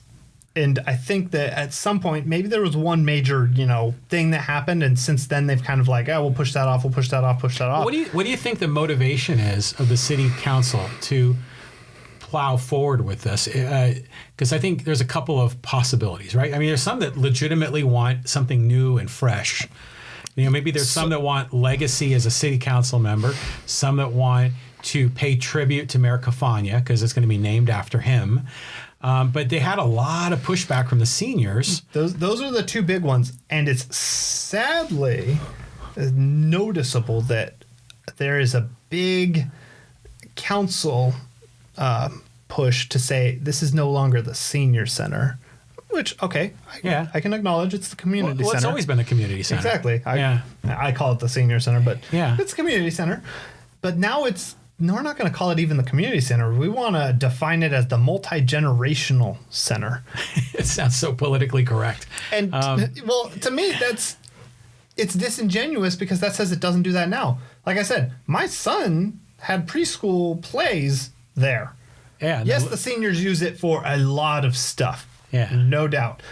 But it is used for any number of things because it is a community center. I remember going there for the Poway Girls Softball League draft. Yeah. In the Bill Bond room, like or something. I'm like, Bill Bond? That's the name of but that was a guy in Poway history. So, the community does use that. Yeah. And so, to say that isn't already happening, essentially, it's to me, it's the legacy, like you said, it's the namesake, and then I think a little bit of it, and this is going into opinion zone here.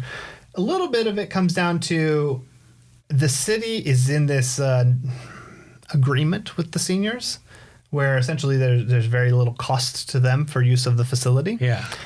And I don't think they like the agreement because we're talking about budgets here, revenue stream. That's a revenue stream. I mean, to be brutally honest, that is a potential revenue stream. Yeah. I don't agree with that, but once they're kicked out for 2 years, coming back becomes we have this fancy new building, and if you want to use our fancy new building, you're going to have to pay. Right. And then it becomes a revenue stream. Right. So I think that is a little bit of it. But, like I said, to me, that being the number one priority of council is it's an oddity, because there are so many other quality of life issues that could probably be resolved across Poway, or we could hold our money and go, we see a deficit coming and we don't want to be spending into our reserves. I mean, there's so many other what other things are higher priorities in your opinion? So, like, what is like the number one thing you want to do? Oh man, number one thing. So there's an interesting statement made. I think this was at a budget review committee meeting. I could be wrong. That said the recent fires in California, in Malibu, they had reserves in Malibu that were like 80% of their budget. Right. Whoa. They are gone completely after the fires. I believe it. And it's not a short term, they're gone and they'll be back because we get federal funding or anything like that. They're gone because we now have to do the rebuilding. The people that lost homes are gone, so we're losing that in all that property tax revenue. Yeah, the property's gone. Yeah, and the people that don't stay and are gone. I mean, just so much lost. Yeah, even after rebuilding, they're in a bad place. And to say that can't happen here is ignorant. I mean, 2003 and 2007. Yeah, we came close. Didn't have that catastrophic level of fire, but it's there. It's a clear and present danger, if you will, right? It is something that we should be concerned about every single year. And where I live, I'm back door to the field right there. That's for Garden Road. That is, well, the chaparral and everything. I remember 2003, the house directly across the street from me burnt down. Yeah.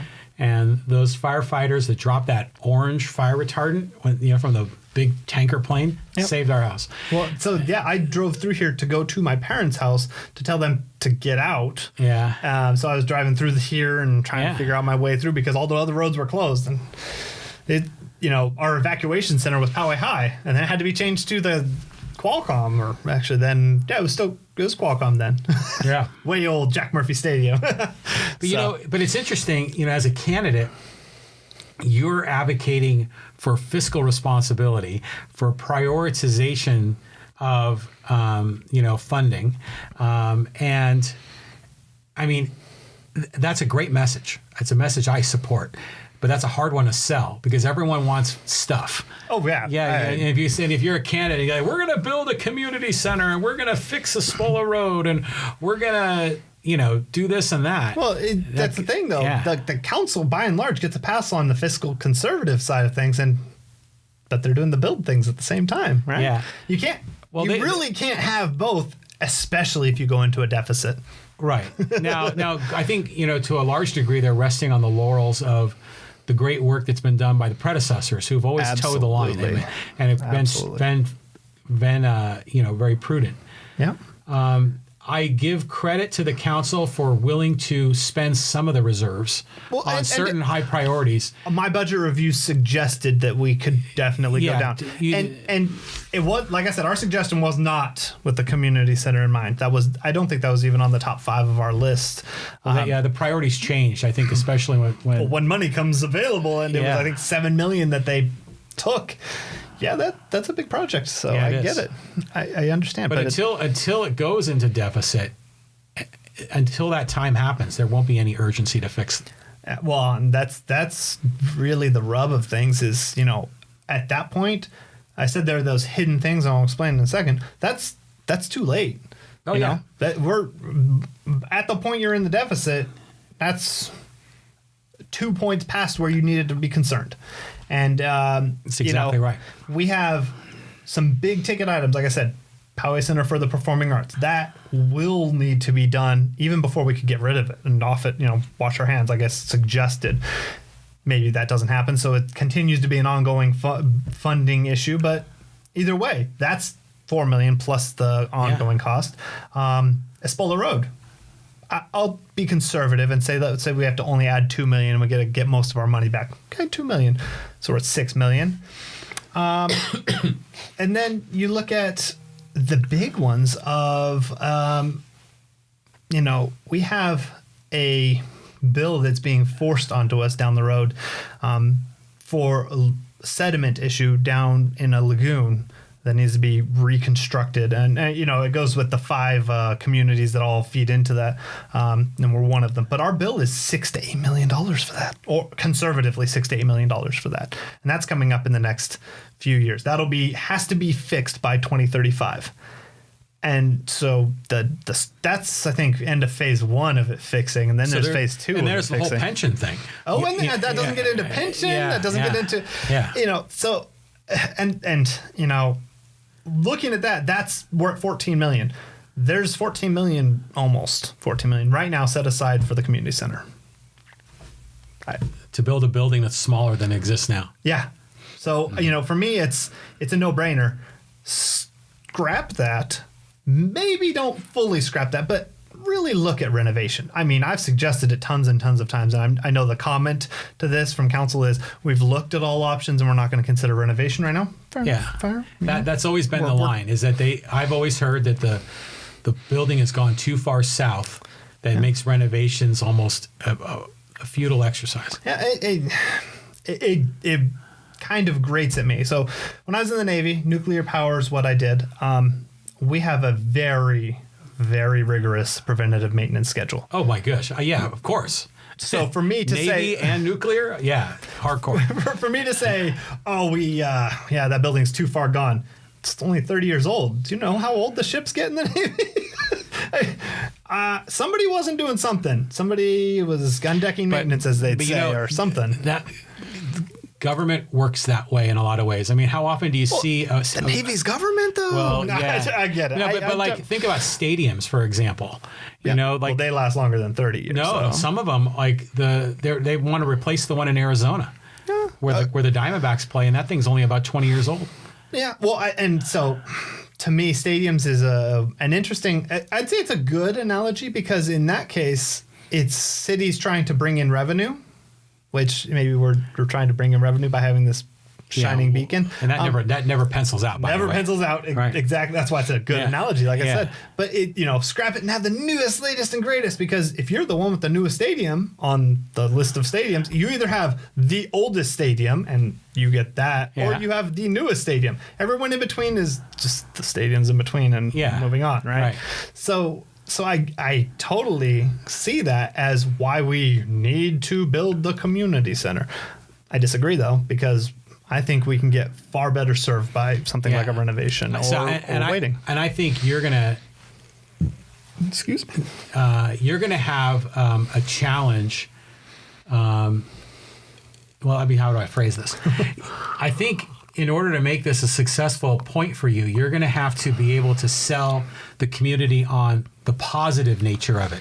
Well, like I said, I don't think I'll get the chance. I think they will have already knocked down the building by then. My hope is that the on time, on budgets claim is actually true, because this could be built by the time the election happens. If it's not on time and on budget and it's already knocked down, I mean, what? But you're in an interesting spot because, you're right. By the time you're elected, it may be too late. I hear you. But given that you're announcing so early, okay. Well, it's because I want to comment on things like this. So you can go on the record right out of the gate, saying what you believe, not only on a fiscal perspective that it's not affordable, but you can say these three other things are higher priorities and this is where our budget should go. Yeah. Okay. And you put it out on the table. Okay. Now let's pretend we get down to 2020 and all of a sudden the building's blown up and then everyone starts looking at the budget and they say, oh my gosh, there's a deficit. You can say, told you so. yes, you can. And you can say, I'm the prophet. I saw this coming, and this is why I'm more trustworthy as a city councilman. Yeah. Well, and I think that's to me the big picture. Like I said, transparency, the objective truth. I have a feeling that you were saying, what's the reason? I think they've got lost in the weeds. They have this vested interest because it's something that's been on that plate for so long so that they can't just give up. Feel that I just want to get that done. Close the deal. To that point, Tina's last meeting, Tina White, leaving last meeting. Such a great job. I know you had this outpost on your plate and it was the thing you had to get done. But I don't understand why those are your defining moments. I mean, your career should be your defining moment and how you maintained us as this wonderful city. Yeah, there's those things on there. But to me, I want the record of we didn't go into a deficit. We maintained being a fiscally conservative community, and we addressed big things, fire. Hopefully water doesn't become a bigger issue, and I see it becoming one. The roads, Poway Road Corridor Study, now it's the Poway Road Specific Plan. Yes. The Poway Road Specific Plan, for the most part, says no setbacks. So now Poway Road is 2 lanes, and we're going to put 1,000 units on Poway Road. So you can never expand it. Can't ever expand it now. Yeah. That's a terrible idea. Point blank. Now, do I want a 3-lane highway in Poway? No. Mira Mesa Boulevard. Exactly. That's if you want to look at how this can go good or bad, there's no good of when you pack a whole bunch into a small area, but the bad would be Mira Mesa Boulevard. I guess the good could be like how Escondido did 2 one-ways, kind of. Oh, like Center City Parkway? Center City Parkway, Valley Parkway, yeah. Yeah, with that grass area in the middle. Yeah. Yeah, that's kind of nice. And they have buildings kind of on both sides, and it means you have to go in a certain way. But you'd have to have huge eminent domain to take a lot of that private property. Where are you going to build the second road is the probably the number one question. And, I can guarantee you nobody wants to know the answer to that. I have an answer. Nobody wants to know the answer to that. Second road, like something to go parallel to Poway Road? You have Center City Parkway goes one way. Yeah. And then the other road is Valley coming out until they combine again. So you have 2 one-way roads, one way in, one way out, and buildings between them. Okay. So that's Escondido layout, right? Now, and it's, for the most part, 2-story. Very similar to what we should be doing, although I think we're going to 3 or 4 stories. Yeah, we are. Yeah, 45-foot limit that they allowed 47 feet and a half. Anyway, but yeah, to be like that, to have the good, right, we need another road. The only existing road is Metate. I absolutely would not want that ever to be a thoroughfare for anybody. They've used it for emergencies, and it was a nightmare. And now you're going to make a one-way road through a residential neighborhood? Because, what, you made Poway Road terrible? Wasn't there a plan a long time ago? I think it was at the road that the city hall is on. Is that Civic Center? Civic Center. Wasn't that going to extend? They could try to do that through the community park. I think they've sold most of the land for any ability to do that though now. So then the next opportunity would be Metate, and that would. And it already goes to Pomerado and goes to community, but I mean, again, I would not ever want that. That would set off. District 4? Yeah, everyone would go nuts on that one. Well, not everyone. District 4 for sure. Yeah. Some people be like, it doesn't matter, I don't drive down Poway Road. I've heard that comment. Yeah, that's true for some people, for sure. Yeah. It's all interesting. There's a lot going on in this decision, and does the city have the infrastructure to support it? But, the horses have left the barn. In a lot of ways, yes. Yeah. And that's the scary thing. Like I said, those costs I just listed are off-budget items. So you can look at our budget, see how close we are to almost being in a deficit. So if they're and they're not even on the budget yet. So if they're off budget, how are they? Do they have a revenue stream attached to them, or they're no? So community center's on the budget, right. But I mean, there's no plan currently to figure out the $6 to $8 million for the sediment issue. There's no plan for the $4 million that we're going to have to figure out for. Just kick the can down the road. We'll worry about that later, right? Right? Is that what they're doing, basically? Yes. Yeah. Yes. Yeah. If it's not in the budget, we can stick our head in the sand. We don't have to acknowledge that. Yeah. But like I said, we're a city, 10, 20, decade view, not 2-year view. Yeah. So, it's interesting. You can see the problem coming, but the problem isn't here yet. That's going to be challenging for you as a candidate. Yeah. Well, to me, it's the same problem as the $1 billion bond you brought up. We see that problem coming. I mean, that's now for sure, right? Yeah. When it happened, we might have been bamboozled, but now we see this coming. Do everything you can now to hopefully address that, as best you can. What can we do? More houses, less, more shared cost, I guess. Right. But that is coming. It's just, you can't hide from that. You buy a house in Poway, I'm pretty sure that's on the agreement for the house that you will have to pay this coming up. Yeah, that's coming. Starting, I think, 2031, I think, or 33. Somewhere around there, yeah. It's one or the other. And I know if your mortgage is out to that point, it's in there. It's got to be. You got to disclose those kinds of things. So yeah, you can only kick the can down the road so far. You can only hide from the truth so far before it comes up. And to me, one of the tenets of nuclear power, there's tons of them. I could give out nuggets of wisdom all day from that. One of the biggest things that they told us was, the integrity thing. Do the right thing even if nobody's looking. And that goes more than just do the right thing. That means if you did the wrong thing, acknowledge it, tell people so that they can fix the problem, and then work towards a solution. Yeah. You need to have that level of transparency. And, it was to the point they'd say, look, if you messed up, let us know you messed up. We're not going to, obviously there are certain consequences with actions, but if you didn't maliciously mess up and you just had a mistake and you say, look, I made this mistake, this happened here. Falling asleep on watch is not non-malicious. That's malicious. I wasn't asking. No. I'm just saying. Like some people be like, "Well, what? Like, what's a non-malicious mistake?" I mean, I can give you examples. You shut the wrong switch. You turned the wrong valve. You did something like that. Notice it. Alert the senior watch standers. Take action for the casualty you just caused. Yes, happens occasionally. And deal with the situation. Yes. That is, now they may remove you from watch. They want to upgrade your knowledge, make sure you understand what you did. But it isn't we're going to bust you down in rate and take money from you and put you in the brig. No, it's make sure your level of knowledge is there. Make sure you understand what happened. Make sure you can stand watch proficiently. And this was a one-time thing, and move on. Right. That's it. That's right.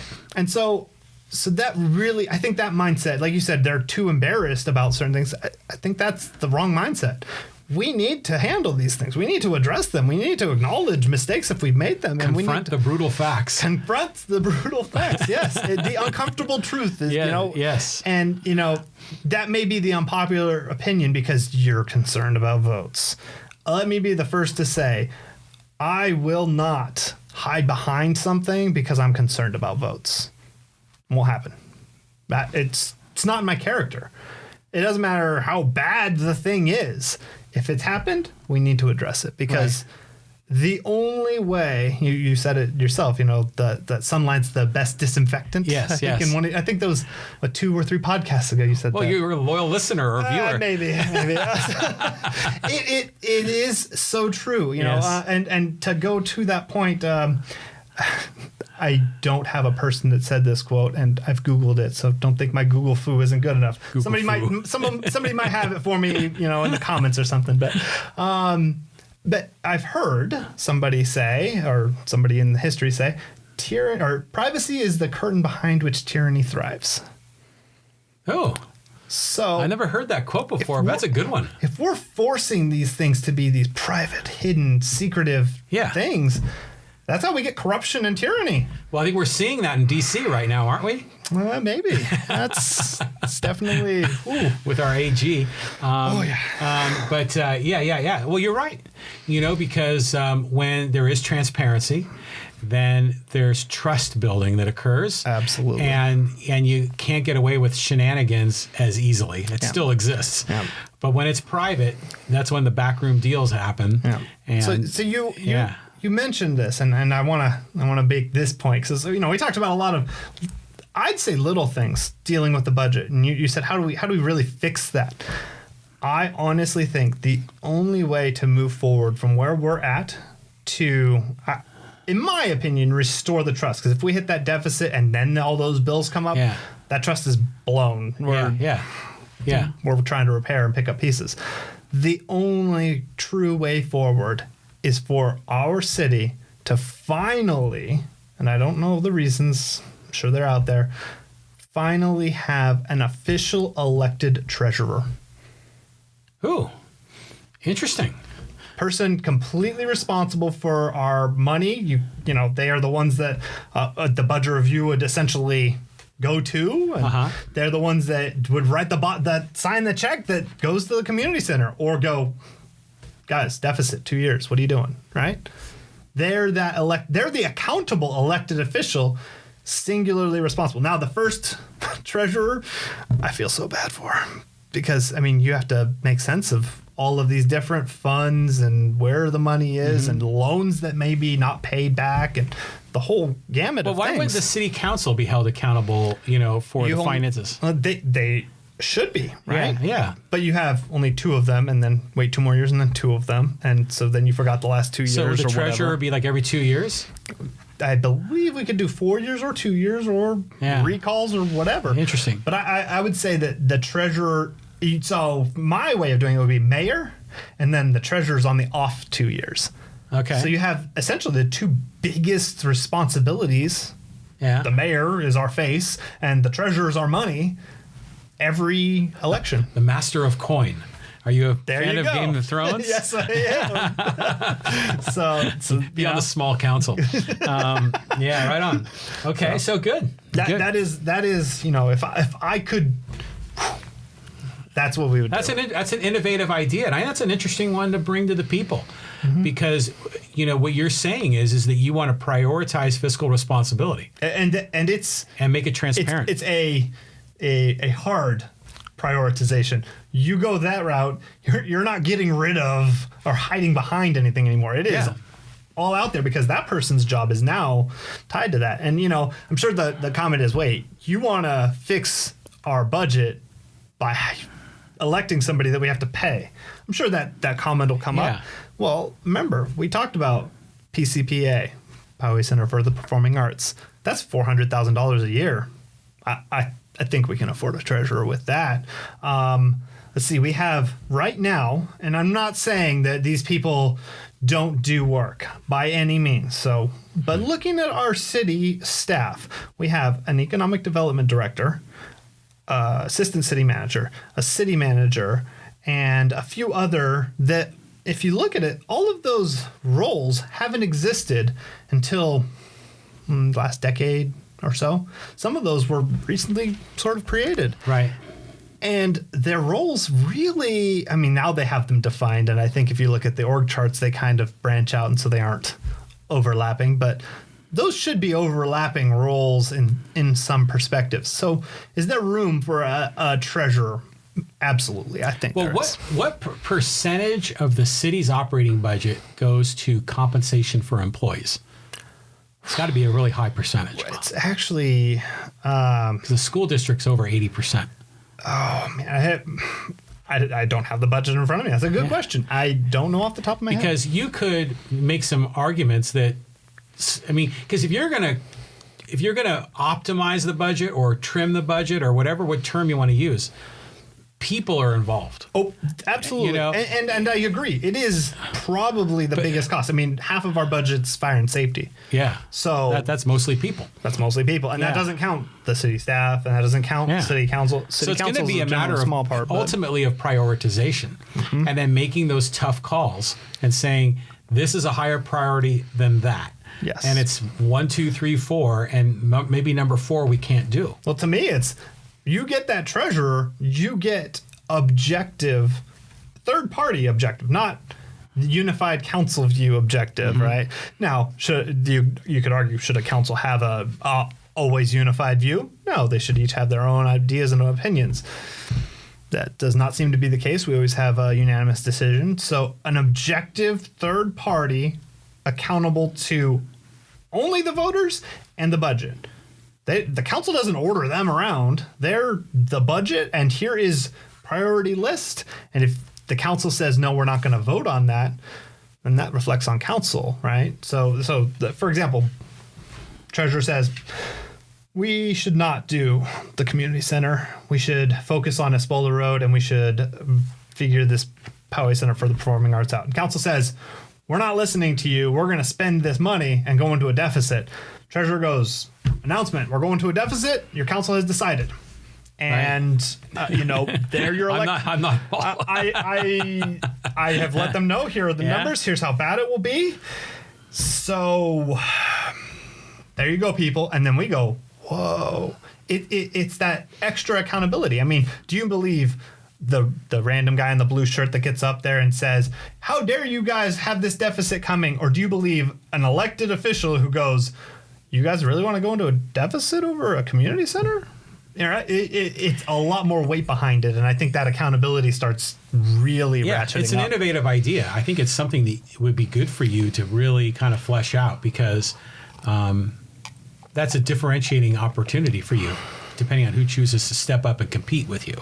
But the school, I go back because I know a little bit about the school district, and they're like always in deficit situations. And then when you start talking about trimming expenses, people start shrieking. Oh my gosh, yes. And so at some point it's going to have to come to that, because you can't increase revenue. I mean, you can a little, depending on what happens with the Poway Road thing, but ultimately, you've got to control expenses.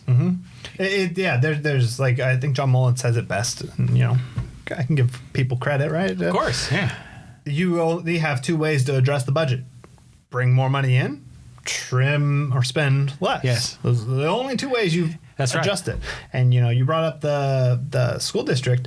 They are very well known. I won't say notorious, because, well, I mean, it is bad in this case, but they spend money they don't have. And it's not true. It's not that they don't have it in that moment, but they will do something to say, we're going to allot this money for whatever, except we don't have that money on the books next year. That was one-time fees. Right. Whoops. Yes. And then they're in a deficit, right? Yes. That's very true. We're pretty much doing that right now. We had reserves. We took most of that reserves that we said that, so we could drop down to our new reserve level, to put towards the community center. And this year we had a bunch of one-time fees because of land sold for another development on Poway Road. And we put that towards the community center. And now we're sitting there, I mean, looking at the numbers, I think we're hundreds of thousands short of a deficit right now, or somewhere in that neighborhood. But at least one-time revenue surges are aligned with one-time expenses. I mean, as long as we can say that there will be no more costs, which I don't think we have the full budget accounted for yet on the community center. I think they're still short, and that doesn't account for surprises. Yeah, like Espola, like oops. Exactly, oops, and this could be a big oops, Right. Like something I've heard recently, speaking of oops, is Poway Road. The outpost. Have you driven by there lately? I know they're digging, and I know they are doing digging. Yeah. But I don't know any specifics. Can you share? I mean, I drive by it every day because they got that fence you can't see through. So maybe you've been snooping around. I drive by it every day, pretty much. So it's interesting because it started strong, digging, tons of trucks in and out, movement, and then it tapered off quite a bit. Did they discover something? Well, there were a lot of residents who said, hey, Poway Irrigation was here because of the water table. Did you guys account for the water table? From what I've heard, like I said, rumor, grapevine, workers that are at the site. Either way, they have hit water at 11 feet. Well, our local scientist, Pete Neild, has commented on this. He mentioned that when he was running for office, that, it's a it's what's the word for it? Where not a floodplain, but where the water naturally will flow. The water table, the water table. Underflow, And he was concerned that was going to happen. Yeah. Well, and here's the thing. So at 11 feet, math's here. 11 feet is where supposedly they hit water. Like I said, this is rumor and conjecture. Okay. They have to go to 27 feet. That's not rumor. That's what they have to go to get 2 stories underground. So if they hit it at 11 feet, that's a good 16 feet left to go. That's over half left to go to figure out how far, they need to go down. Well, here's the bigger concerns for me. On top of continuous pumping to try to get the water out of there and not have the big well of Poway, you have a more pressing issue of, what are they attributing this to, and did our environmental studies account for it? It's kind of big to me. We're talking about sediment in a lagoon costing us millions. I don't want this to be. But they did the environmental impact study before, but they were surprised. Did they account for, that's what I mean? Did they account for this? Yeah. If not, then maybe we need to get a new firm to do that next time. I don't have all the answers. But how would you solve the problem? Because the water is constantly seeping. So that I think that their current take on it is because of the recent rains that it's a lot higher than it should be. Oh, I buy that. I would to a degree. 16 feet is a lot of water. I do not think we've had 16 feet of rain. Okay. But that's kind of, like downhill a little bit, right? From other parts of town. And that's what I mean. I could buy it to a certain extent, but I have a feeling that end of the day... Well, you should go find out, we're conjecturing, you're just driving by.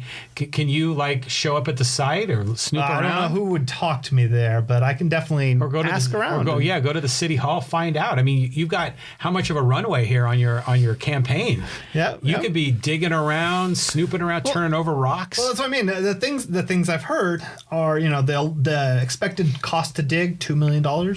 And because of the unexpected things, they're maybe $4 million beyond that. So you have little birds out there that are telling you this. Varus, right? Yeah. Little birds.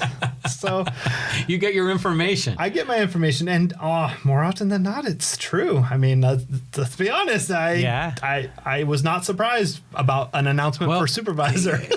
Well, okay, yeah. I remember I talked to you once. I think it was at the forums in the last debate. I think at Painted Rock, and I think you pulled me aside. I remember because I think it was the first time you and I had a conversation that was more than a handshake, and you said that you kind of made a prediction, and it was like you're like Johnny Carson with the Swami thing. So. I think you have a unique opportunity because you've announced so early that you can be active in the community. You could be holding press conferences. You could be really doing some things and have so much momentum built, so much more exposure, name recognition. That when your competitors announce, you'll be ahead of them. Yep, including the incumbent. Yeah, that's kind of why I took the opportunity. To me, it's if the council has said this, I'm pretty sure a number of times, and I've talked to them privately and met with most of them, and so the comment about incumbent advantage isn't they don't feel it's an incumbent advantage. It's that they're always in the spotlight. Yeah. I said, well, it's true. That is an advantage. But why can't I turn that into an advantage for me? I'm going to run. Why not be that person, that other choice now, so that same spotlight that's on them when they make a decision, I can say, that's not a decision I would stand by, and I would be willing to, be the 4-1 vote if that's what it came to, or whatever, and here's the reasons. And then, seeing those reasons come up. But the beauty of modern technology is that you can host a podcast and then you can share and create an audience for yourself. And so there's so much you can do. Serious. Yeah. I don't know. I have a zoo at home, so I don't know about finding a room for a podcast. Maybe you can check in here at the John Riley Project periodically. I may do that. Yeah, the invitation is always on the table. All right. One thing though, if that water thing is true, how does concrete dry when it's wet? Yeah. That's the scary thing to me is They're talking about 2 stories underground and 3 stories above it. And if it's a water table issue and they're hopefully pumping and everything else. They're professionals, right? You got to figure that they're going to do the Hoover right. Dam was professionals too, and they had a concrete issue that was very similar. Yeah. But, that was 100 years ago, right? Almost 100 years ago. But I think find out what's up with that water table thing and find out if that, confirm it. Yeah. Trust but verify, right? Oh, yes. So go verify. I will. And see what we learn. Yeah. But but is that on the city's dime that's paying for this? No. Yeah, because it's a private thing, yes, right? Absolutely. And I would be the first person in line to, have the pitchforks or whatever if the city decided to start spending money on that, especially given the deficit talk we just had. If we're starting to throw money at this private thing because of whatever. That would be corporate welfare. That would be, it'd be cronyism. Cronyism. Yeah. I mean, well, you were here during the election. You saw the outpost thanked every single council member that is currently there, including Caitlin, for their efforts. So for the council to throw a kickback at them would be probably more on the illegal side of things, actually. Yeah. Well, that doesn't. You can get away with that in D.C. apparently. Well, we're not in D.C. I know. Here. Well, we'll find out what's going on. I think it'd be interesting to learn. Yep. Like I said, there's a lot of thought-provoking things, and my perspective is you have the truth, and as a city, we can't get so focused on our own legacy, whatever that may be. We have to focus on the future at large, decades from now, because a year or two is a blink in the eye of this city. We've been here for almost 40 years. Next year's 40 years. And from where we were 40 years ago to today is night and day difference as far as Poway Road and Poway in general, and the growth even is night and day difference. So in another 40 years, where are we going to be? And, if we're not thinking about that now, and we're sitting here like, well, we can kick the can down the road 2 or 3 years for a budget item that's doesn't fit in our budget now, it's not the way to do things. I think we need to, at the very least, acknowledge it. And, maybe we say we don't know the final number, so we're not going to plan around it right now because we don't know the final number. Fair enough. That's completely fair. We also don't know about one-time incomes we may get between now and then. Totally fair arguments. But you need to acknowledge it, not go, wow, got under with 200,000 this year. Yeah. We're good next year. No, I don't think we will be. That statement doesn't fly for very long, So you gotta take the big picture view. And if 10 years from now it says we're going to be $2 million in a deficit every single year or more, maybe we should do something now so that doesn't happen, And houses arguably does do that. The Poway Road specific plan should hopefully address some of those issues. I just don't agree with the height, the no setbacks, little things. To me, little things. Poway is a community that was characterized by not having skyscrapers. Have you ever been to Hawaii? Yeah. Hawaii specifically, actually. Kauai? No, I have not. Kauai has an interesting rule for a number. Actually, it might be an island rule. I'd have to look. But no building can be taller than a coconut tree. And if you drive through it, 100%. There's no skyscrapers anywhere at all on the island. That's a funny rule. But hey, we had 35 feet. Coconut trees can get pretty tall, so we were pretty close to that with like hospital exceptions and minor things. So we were essentially a mini Kauai, one of my favorite places to go. But now we're starting to look more like a mini downtown San Diego, which is less my favorite place to go. What is your favorite thing about Poway? What do you love the most in this city?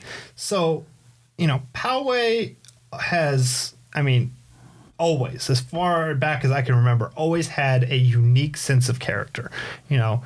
Whenever people would ask where I'm from, I in being in the Navy, you start from America, right? America.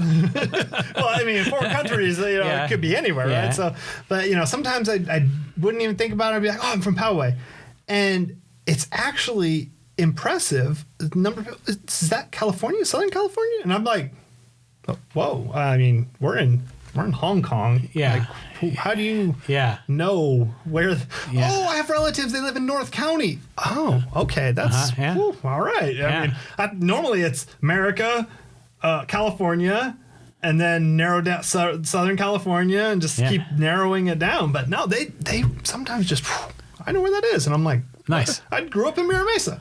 Well, that's practically our neighbor, you know? And so it's amazing how small of a world it is at those times. But, you know, the fact that we have that impact, you know, and I can't say good or bad, what's thought of us, you know, whether we're those snobs or whether we're those weirdos out in the country, the city in the country, right? You know, I don't know, but they knew.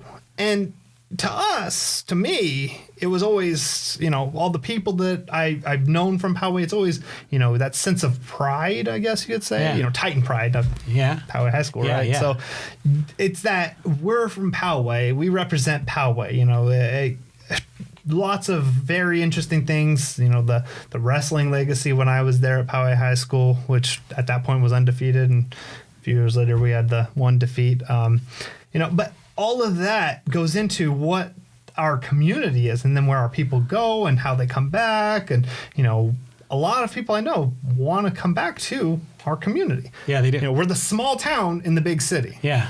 And you don't really see that. You either have small town and the small town, or you have the big city, and that's it. You know, we're in that perfect little balance where you can drive not very far to get to a reasonably large city. I'm not even talking Mira Mesa. I mean, Carmel Mountain. Yeah.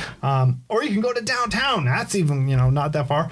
You've got every environment you could want. You can go to the beach. You can go skiing. You can go to the desert. All of the activities within 2 to 3 hour drive. I mean, you can't get that pretty much anywhere else. Yeah, it's a special place. No doubt. So yeah, we're in the central place and this unique location, and that community, the community that we have has this very strong character to say, you know, we define ourselves by saying we are Poway. That is us. You know, we don't have to say, oh, I'm from some small town you might never heard of. No, we're from Poway. Yeah, but if you haven't heard of it, that's your problem. But unfortunately, now people do know our name. Oh, they know it a lot more, and you know, and not the best ways, and you know. That goes to, you know, like I said, campaign. Something I would hope for is that we can develop more inclusivity in Poway, because while we have that strong character, Poway also is very resistant to any negative blemishes on that Poway.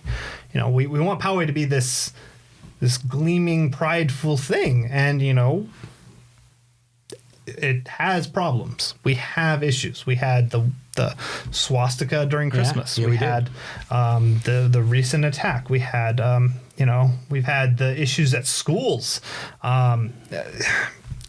We have issues. I mean, you could say school district and city, two separate things, but it's all part of the culture. It's the culture and the community. And when you start to suggest that maybe we need to reflect, there's a real resistance there to say, you know, no, we don't have anything wrong. We're Poway. We're better than this. Okay, being better than this is saying, hey, I acknowledge my mistakes, I acknowledge my problems, and I work to resolve them.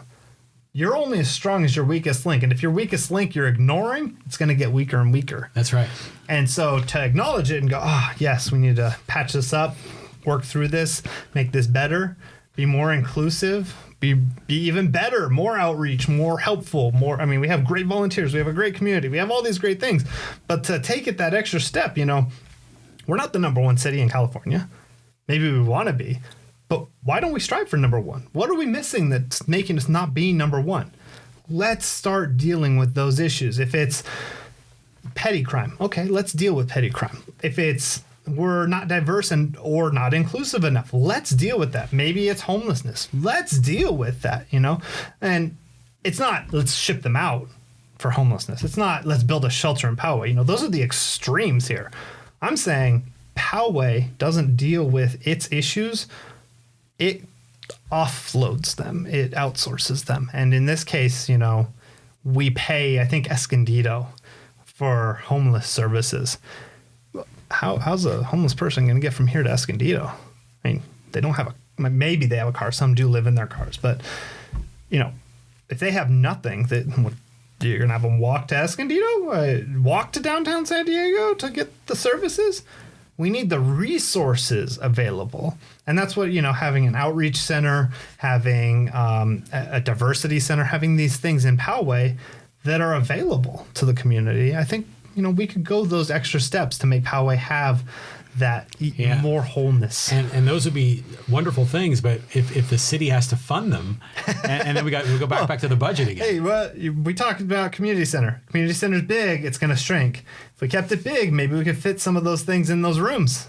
Yeah, maybe. I see underutilization happening, and I think that as a city, we could do a better job with our utilization of buildings, and then our maintenance of buildings, renovation, all of these things to save costs. And once you start saving those costs, treasurer would love that, I'm sure.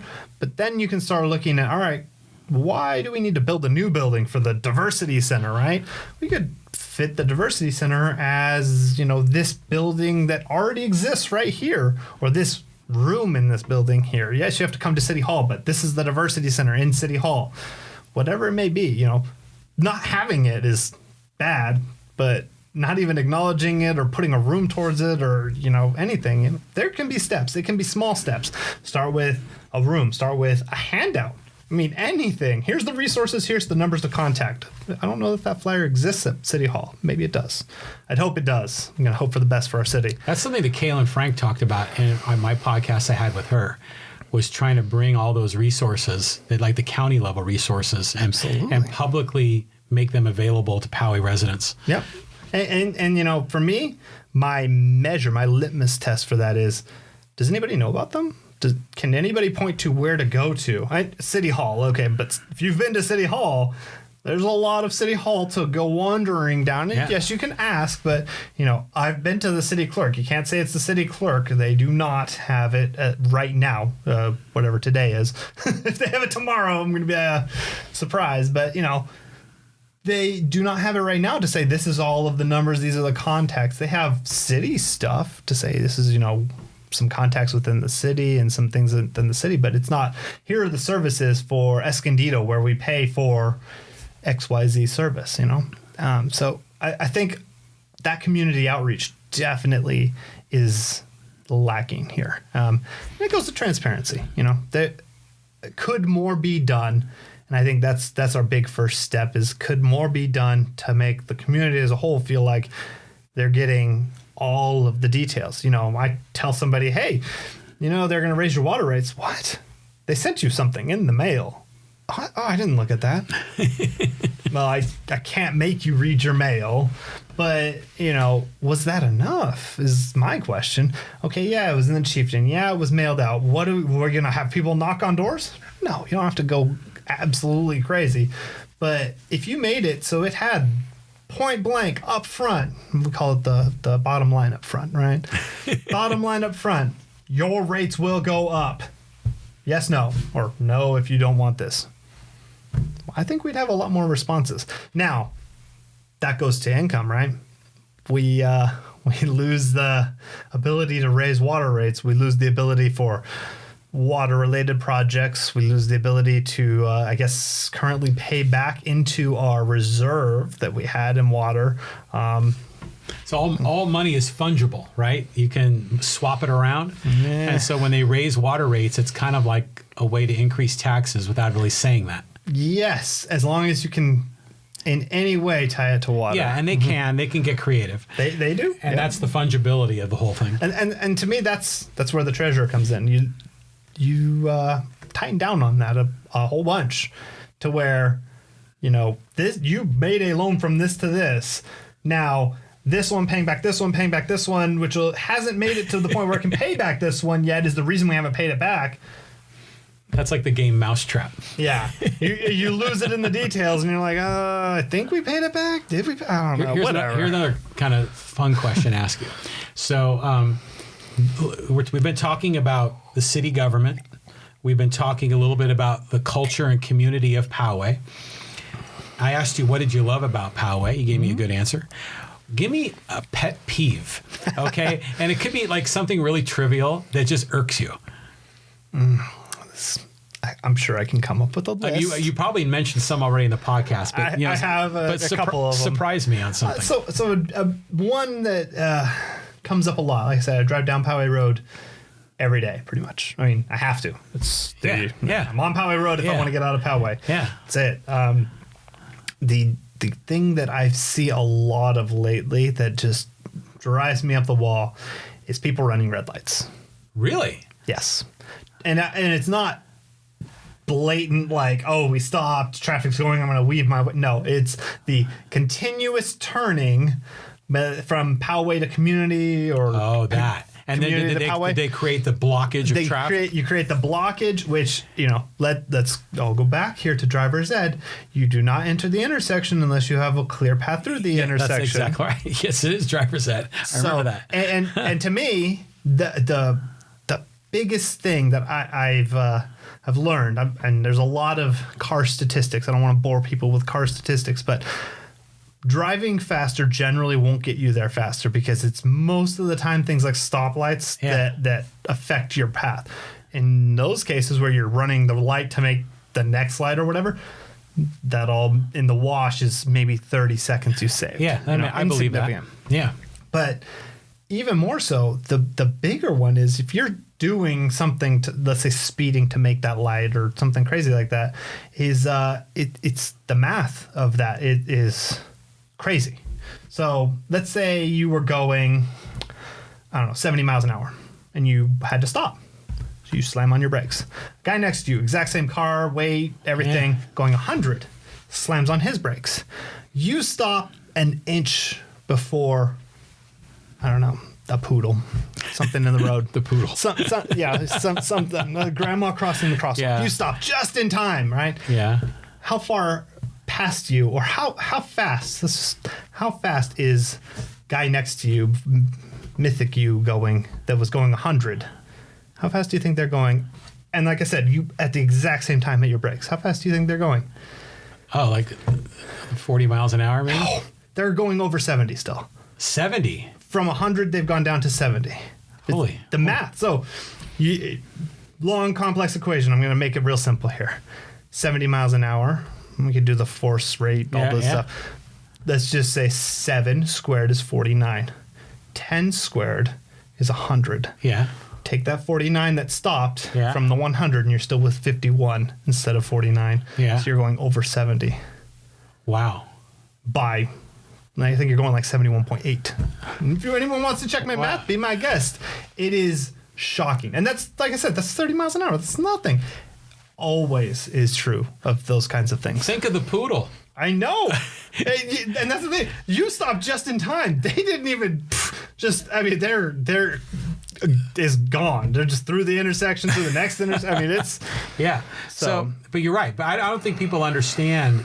I think it's a good point to say that if you miss a red light, so what? Yeah. It's not going to make a big difference because you speed through it, you're going to hit the next red light. Yep. And if you're already late to work and you're like, I'm going to rush to make you're not. You're going to rush to get that ticket from the police officer you didn't see that day.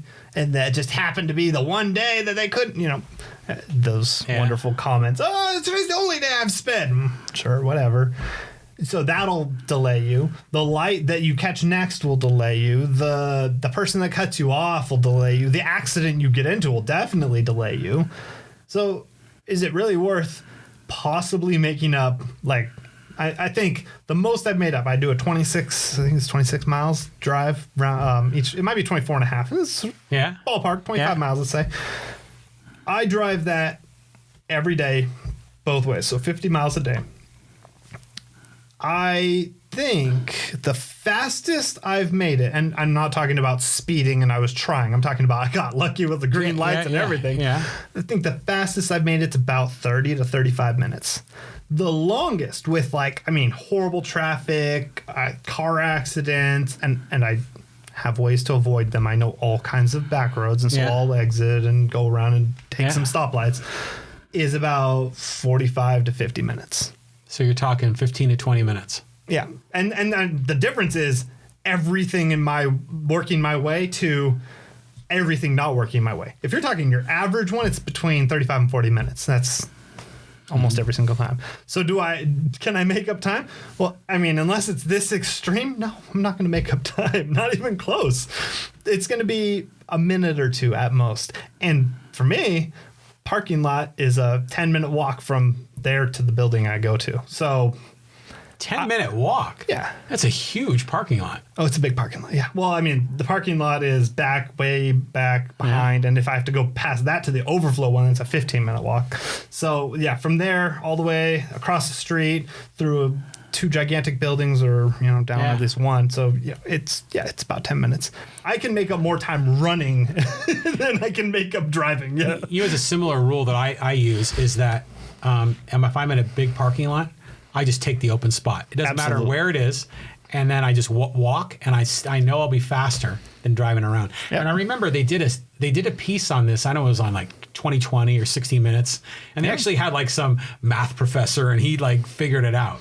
Yep. And, but there's just certain things that are counterintuitive. Yep. I do that one too. My wife hates it. I go park in spot. Oh, there might be a spot up.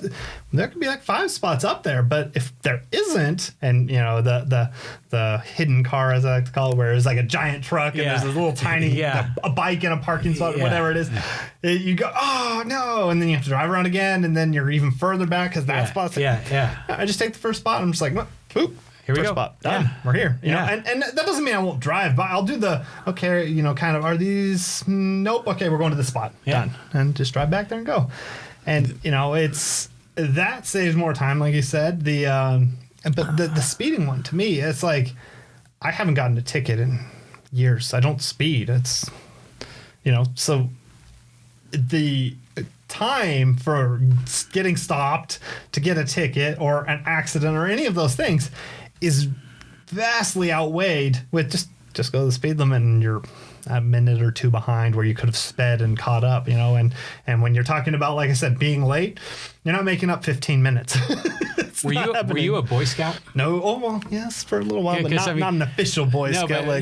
But some of the things you're saying, it's just, you're just very, what's the right word? Kind of the honest citizen, you're doing the right thing, and you don't get tickets, and I think it's cool. Well, it's a culture thing for the nuclear power program. I told you there were tenets of nuclear power. So integrity, huge one. Then there's verbatim compliance, which it's verbatim procedural compliance. Basically, if somebody says, do this, and you go, that's not the right order in the procedure, doesn't matter if they're a captain, doesn't matter if they're an admiral. That's wrong. Sir, you're wrong. Right. Done. Scares a lot of early watchstanders. Yeah. I've done it a number of times. It is an enjoyable moment when they get uptight, because there's that, I want to be right, even though I'm not. And, I've had it to the point where they're, ordering my relief and all kinds of stuff. Let me tell you, there's nothing better than the reactor officer, the highest ranking for a reactor department, and sometimes outranking the captain on the ship by time and a few other things. They're not the captain, but, they would outrank them. Them coming down during this because of you're not listening, and then the person that relieved you is not going to do it either because they know, And it gets, your chief, your divo, and keeps going up. And they come down and they go, sir, you're excused, I have the watch. And you're just like, oh, that's going to be a bad day for that one. Okay. I'm not doing it to be malicious. There's a thing, malicious procedural compliance is a bad thing, right? I'm saying that to protect the plant and operate the plant, I've done schooling, I've done my watchstanding, I've done all of these things, I've done drills, I've seen all of these different transients, I've experienced this. You've been here, you're a new JO, and you're going to tell me to do this. If I'm telling you you're wrong, I would probably not bet against me. Right. And most of the time, the reactor operator is the senior watch in the watch room. That's what I was. I was a reactor operator. So it's one of those things. You don't want to have that, but again, questioning attitude, it's the next pillar on there. Because if somebody says something you think is wrong, you can say, what is that? And that's the thing. I would have backup. I'd say, you're wrong. Here's the procedure. Here's what we need to do. Well, we are not going to do that. We're okay, and at that point, I'm not going to violate this, so you're going to have me relieved. Here's the process to do that. I'm sorry, can't help you with what you want to do because it's wrong. But that was another one. Professionalism. That's a big pillar. It was one that was added. We started with 6, went to 7, but professionalism is one. And so, all of these things kind of tied into kind of what I already had as what I thought my character was, but they reinforced that because... Yeah. Mm-hmm. So it's your moral code, right? Mm-hmm. I mean, it's how you go about your day and how you go about your life. Yes. And it's been called into question on a number of occasions. And, for me, it's sad because there's those that are on the side calling it into question that think I'm being spiteful or doing it maliciously. At a master chief, we're going to do this. This is the way we're going to operate. And I said, the captain said nothing like that. I have a request chip from the captain that says I can do this. I'm going to use it, which is the right way to do it.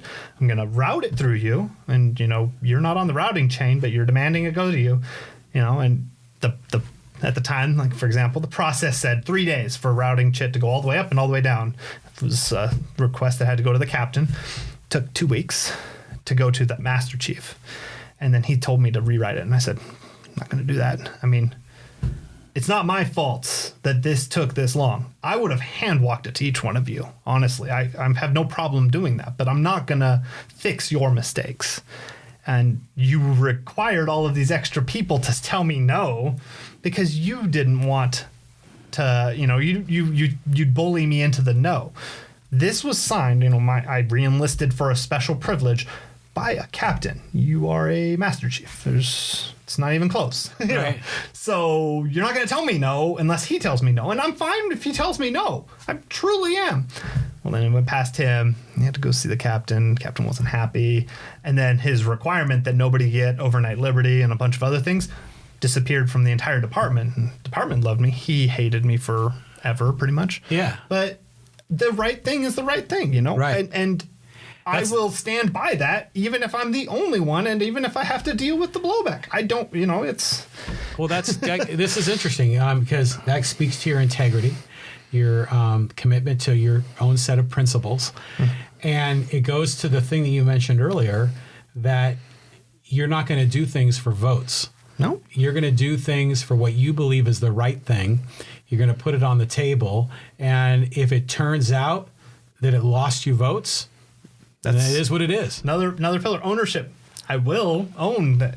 That was not the thing that Poway wanted or whatever it is. Those are great things to have on a handout when you're out there campaigning. And these are my 7 pillars of integrity. They were on the thing I submitted for reasons why I think I would be a good council member for the 2 appointments. Those are good because those are the ethics that we want to see in our elected leaders.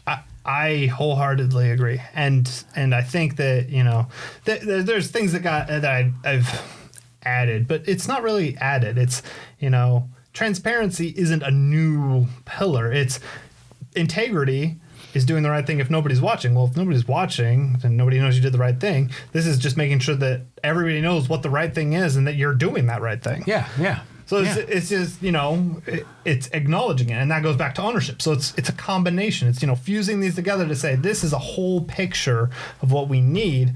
And so you get from that transparency. And transparency is, now and you can trust that your government's going to do the right thing. Yeah, it's about trust. It's always about trust. Yeah. Wow. Man, we have covered so much ground. How long do you think we've been going? I had no idea. I bet we have been going at least an hour and 45 minutes. I wouldn't be surprised if we've exceeded 2 hours. See, so I'm going to look. I used to wear a watch. We've been going. Oh, my God. We've been going 2 hours and 45 minutes. Ooh. So I don't know how many of our loyal viewers and listeners have made it this far. If you've made it this far, you're awesome. Okay. What else do you need to say? We should wrap this up. I mean, there's a lot out there, and to me, the biggest thing is be informed. you don't have to agree with me. I'm fine if you don't agree with me. Just like I'm fine if you don't agree with any other elected official out there or candidate running. Yeah. But do your research, When you see on a ballot, and I'll give an example from the last election, something that's we had the cage free and then the anti-caging, I think it was Prop 12, I want to say, or something like that. Yeah. Well, going back, we already had one of those legislations and we passed it. So this was supposed to be more intensive. When you look at who's funding both of them, and they're both funded by essentially pro-animal groups, you have to ask yourself, what are we really accomplishing here? Why is there a pro and a against? And you look at it and you're like, wait, this kind of sets us back, but then maybe bumps us forward, but in 3 to 5 years, and is it really worth it? It's crazy to me that there'd be so much money and so much invested in this, and people be like, one side's a 4 cage and the other side's completely free range and no cages. And I'm like, no, that's not what it says at all. not even close. No. The advertisements for propositions never match with the reality of what you're voting on. Yeah. They're always distorted. You always have to look. I think, you'd be surprised. And it's, one, follow the money, but 2, really understand what it says. Yeah. Because if you don't understand what it's saying, you're just voting based on some, picture, the flashy commercial, you could be buying something that you really didn't want to cash the check for. And, Sadly, not all the voters do that. I mean, sometimes they'll just, they'll talk to a friend and they'll say, hey, who are you voting for? Yeah. And they'll follow that. Some don't do their homework. Yeah. Well, it's important because we have a potential new, nickel tax possibly coming up with Sandag, based on the old Sandag, but to boost it a little bit more. Yeah. And, it's really important to understand what that nickel's going to get us here in Poway, because they just took away they didn't just. They recently, in the last year or two, took away the routes from the Garden Road area and the east side of Poway. That's the MTS, right? MTS. Mm-hmm. And Sandag, MTS, all of those transit things, we're not really reaping the benefits of that. No, and, we're not. obviously, even if Poway all voted no and the rest of the county voted yes, we're still stuck. Yeah. But really understand that. Do we, as Poway, get a benefit from that? And are our representatives pushing enough that we aren't seeing any of these dimes or nickels? We got a pretty high-profile guy at a high-profile spot on Sandag right now, right? Yeah. And maybe he'll be the high-profile guy that becomes a supervisor and can hopefully have our best interest. I hope so. Hopefully. So I think you have now moved into second place for the longest podcast. So John Carson is in first place at 3 hours and 15 minutes. And I think the more recent one I did with Mike Ryan, The Heart of the Lion, we had a great conversation. I think he went 2.5 hours. Wow. And we're approaching 3. Yeah. I mean, you have so much to say. I love it. I think it's awesome. That's the thing. I mean, I can talk about the city a lot, and it's not all bad. It really isn't. Well, there's a lot of good going on, but there are problems too. Yeah, and there's that idea that if I'm making a suggestion or if I'm talking, that's all doom and gloom. Like I said, go back to that. There's a potential there. We have this potential to be so much better and to do so much to really drive home. Hey, I don't care if we're third. We're not first. And even if we're first, let's set the bar so high nobody else can ever be first. I mean, I'm selfish. Let's make Poway the best. Yeah. That's what we should be doing. And, if we have to figure out what those items are and we're not getting that clear picture, I mean, I want every statistic, every ranking to just California Poway, easy, number 1. Yeah. And instead, it's we're in the top 50, depending on where we could move around a little bit, depending. But top 50 is good. Sometimes top 10, we're good. Yeah. No, number 1 across the board. That's what I want.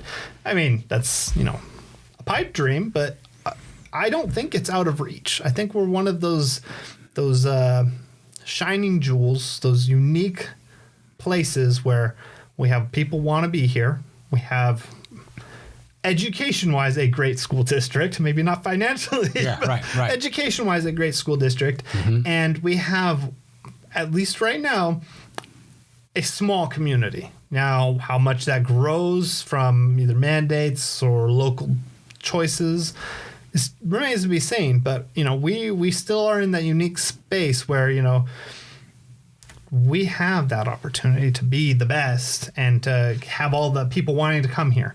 It's not a bad thing to be a desirable neighborhood, you know. I think we should really strive for that. I think we should. Right on. I agree.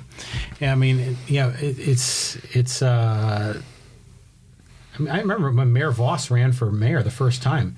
He was like talking about taking Poway from good to great. He was.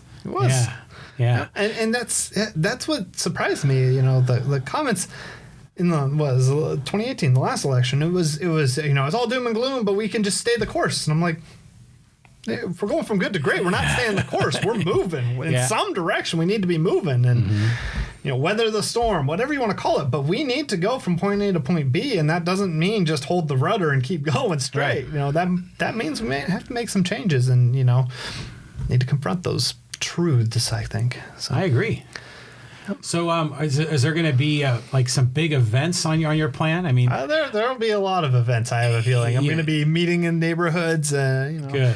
Be walking around and talking to the people. And you know, for me, I try to be at most of the council meetings if I can. I'm not on council. I can't be at all of them because to me, I have to have all of the other responsibilities that I legitimately have right now. I'm not an elected official yet. I'm not going to make the time to be at every single council meeting, but I do make the time to watch them later and follow up. Yeah. You know, I stay informed. But you'll be fully informed, but you have an opportunity. You could actually knock on every door in your council district easily. Yes. Maybe even multiple times before the election comes. Oh, yeah. That's the plan. Yeah. Easily the plan. That's the beauty of the just districts. keep walking around. And, you know, I don't want people to get sick of me. But at the same time, I want people to understand, you know, I'm the person that I'm here for your interests. I'm your elected official, your representative. You know, if you want something done and you don't think that there's a current outlet for it, I'm your guy to be that voice. You know, that's what I want to be, because right now I've heard tons and tons of suggestions that get brought up to council, whether it be public oral, whether it be, you know, maybe take a look at this again and vote for 5-0 pass, move on. Yeah, it's almost like, when is the time for public input? I recently read a post from a council member that said Facebook is not the forum for comments and public, you know, discussions and debates and things like that. Okay. I can see a debate going awry. Facebook is definitely not changing people's minds. It shouldn't. You shouldn't go there for your answers to the world, believe me. But it is a good place to have interesting questions brought up and a good discussion, I think. I agree. As far as that goes, absolutely. Not official business, of course. No. And by all means, I don't expect official comments to come via Facebook. It'd be an interesting thing. But it's okay to do by tweet, right? Tweets are definitely okay. Have to be okay now, right? POTUS has it. We got to do it. I know. Right? We're like, you know, policy speeches are like in tweets. Yes. Oh, man. But so, you know, if that's not the place for a discussion, you know, and you go to a council meeting and you talk and then they vote on what you just talked about without even acknowledging it, like no comment on what you said. Or the comment is, you should have been here at a previous meeting, which I may or may not have been at and also spoke at, you know. When is the time and the place? You know, and I've heard, oh, well, you meet with them or you email them in private. And it's like, okay, transparency. This goes back to that point. Mm-hmm. If I'm meeting with them in private to say, hey, I think this is a big mistake, and they go, that's nice. And then we move on from there, and nothing ever gets brought up, are people going to look at me like you never brought up my issue? Because I know people say, hey, can you talk about that? Hey, are you going to mention? Oh, you're going to mention that? Cool. Awesome. And that's why I go to council meetings to say things. Not always, but, you know, that is a lot of it. Well, if I just relied on, but I met with them and that one time and I said it. I think you got to do both. You know, you have to do as much as possible. And so cutting off you can't discuss things on Facebook. Oh, when you're at council meetings, this isn't the time because you didn't come to the first meeting or, I don't know, didn't talk at the first meeting. I already told you the special meetings can be a 24-hour notice, and that's a short window to try to get a actual public comment and reasonable response in. You know, the cards are stacked against having valid community input, and I get it. There's always going to be people for or against things, and they have to make the decision, and it's not always the popular decision or the one that everybody wants. That's their job. But if you're not even acknowledging and you're not even taking into account those things, later down the road when we say, didn't you run on term limits? I'm pretty sure it was, or we say, I think you guys said parking wouldn't be an issue. And then we look at Oak Knoll. That wasn't this council. Yeah. But we could see that again very soon with Poway Road, That's when we start going, you guys keep saying these things, but that's not matching the reality. So is it doom and gloom, or are we really just saying past record is what we can expect? Yeah. Whether that's you guys or not, if you're steering the ship in the same direction, I'm expecting the same result. Right. So, I can appreciate the excuse of that wasn't our council, but at the same time, that's the record that we have. And if you also don't acknowledge those things, and you, the council, also doesn't acknowledge those things, then, where are we? I think I'll try to wrap things up here. My biggest one, You're passionate. I like it. It's okay. It's all good. The outpost. I was at, I think, every single meeting for that they've had. Every single vote, everything that they've talked about with regards to that. And I'm pretty sure at the majority of them, I said, you guys need to make sure there's enough parking. I mean, you have residents, and then you have commercial, sale, whatever you want to, retail. That's what it is. Yeah, all the customers and employees. So employees is a big one. So you need to have enough parking. And, we got 2 stories underground. It's wonderful parking. And then we got the 4 teaser spots up top. And, okay. When I meant enough parking, what I meant was, I think they said the standard was 1.75 for a 1 unit. A 2 unit was 2.25, and I think it's 2.75 or maybe 3 for a 3 unit, right? Mm-hmm. 3 bedroom, or however that's divided. I said, make sure we have enough parking. And they said, yes, parking's huge for us. We know, we hear you guys. We've got this. The developer suggested 1.25. We're not going to do that. We're going to stay at 1.75. Then, I don't know, meeting 3, meeting 4. I think we got enough parking. I think we can. Yeah, they've really justified this lower parking number. So 1.25 is fine. We were at an agreement. Yeah. We were all on the same page. And then when we say, no, don't change parking. You guys should have been here at the first meeting. We all agreed at the first meeting. You were on our side at the first meeting. No, and it's those times you're just sitting there like, I just want to scream or something, anything, because it was all going in what could have been positive community feedback. Everything was wonderful, and then it just turned, and there's no more discourse, no more inputs. We talked about this. You should have been there, and it's like I don't know where I'm living, because we were there. And it's not just me. Multiple people spoke on this issue. Yeah. You had tons and tons of input, and you were on that input side, and then you're just off to your own way and saying, why didn't you tell us sooner? Sorry, it's too late now. And it's like, what? How? How did this happen? I don't... get me from point where we were at C, where we all agreed, to D, where you suddenly took the left turn. Well, what happened is that they had agreement with you, with the council and the community, and then... After that agreement was established, they went and they met with the developers, and the developers wanted something different. And then they had a separate negotiation, and then developers won. And then they came back to you and say, "Oh, the decision's already been made." That's what happened. Yeah, and to me, it's I definitely understand that process, but it's who do you represent as a councilperson? Mm-hmm. You don't represent developers.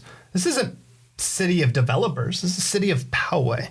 You represent us, our interests. We're telling you parking's a big issue.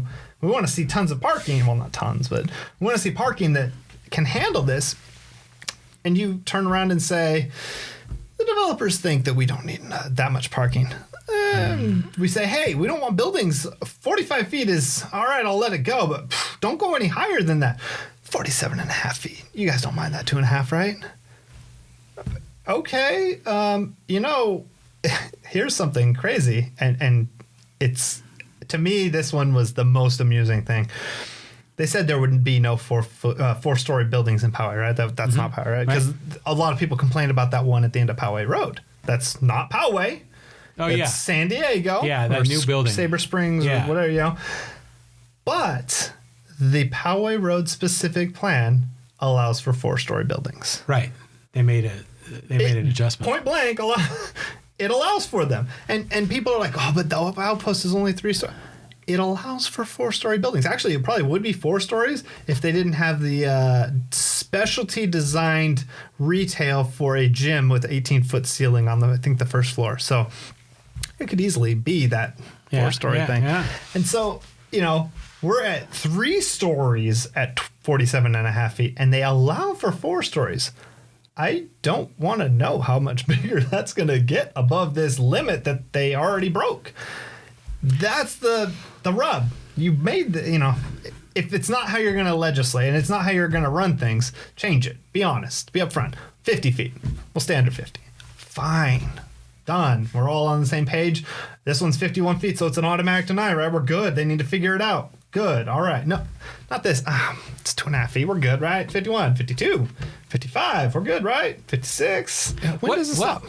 Perry Ford, when they rebuilt that, wasn't that exceeding the height limit? I think it is, but that's the 35-foot one. I think that goes over the 35. So within the new 45, I think they're okay, actually. Yeah, but there must have been a waiver when they built the new Same Perry with Ford. Lowe's. Lowe's was way over the 35, but it's a not backed sign, and actually their sign violates the sign ordinance that they put in, but they allow that too. It's interesting because there are all these rules, and we can debate whether the rules are right or wrong.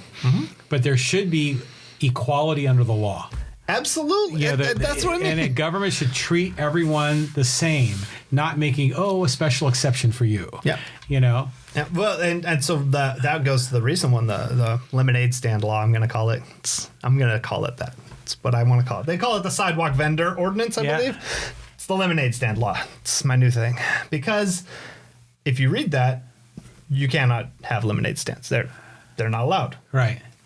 Obviously, council has stated they will not prosecute a lemonade stand or a cookie stand. So not going to say that that you're going to get fined or whatever. But under the law, you cannot have those. That is... Right. Unless you meet all the other criteria, but I don't see a Girl Scout going and getting a business license. So where is there arbitrary, you're allowed for Girl Scouts, baseball, Boy Scouts? But see, where is that line drawn? What this is, this is my political opinion on this.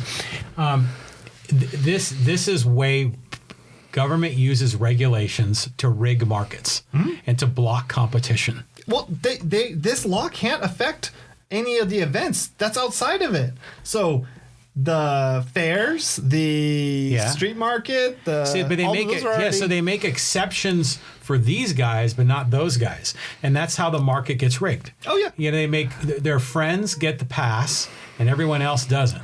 Well, and so like I said, I was thinking about this, and I said, okay.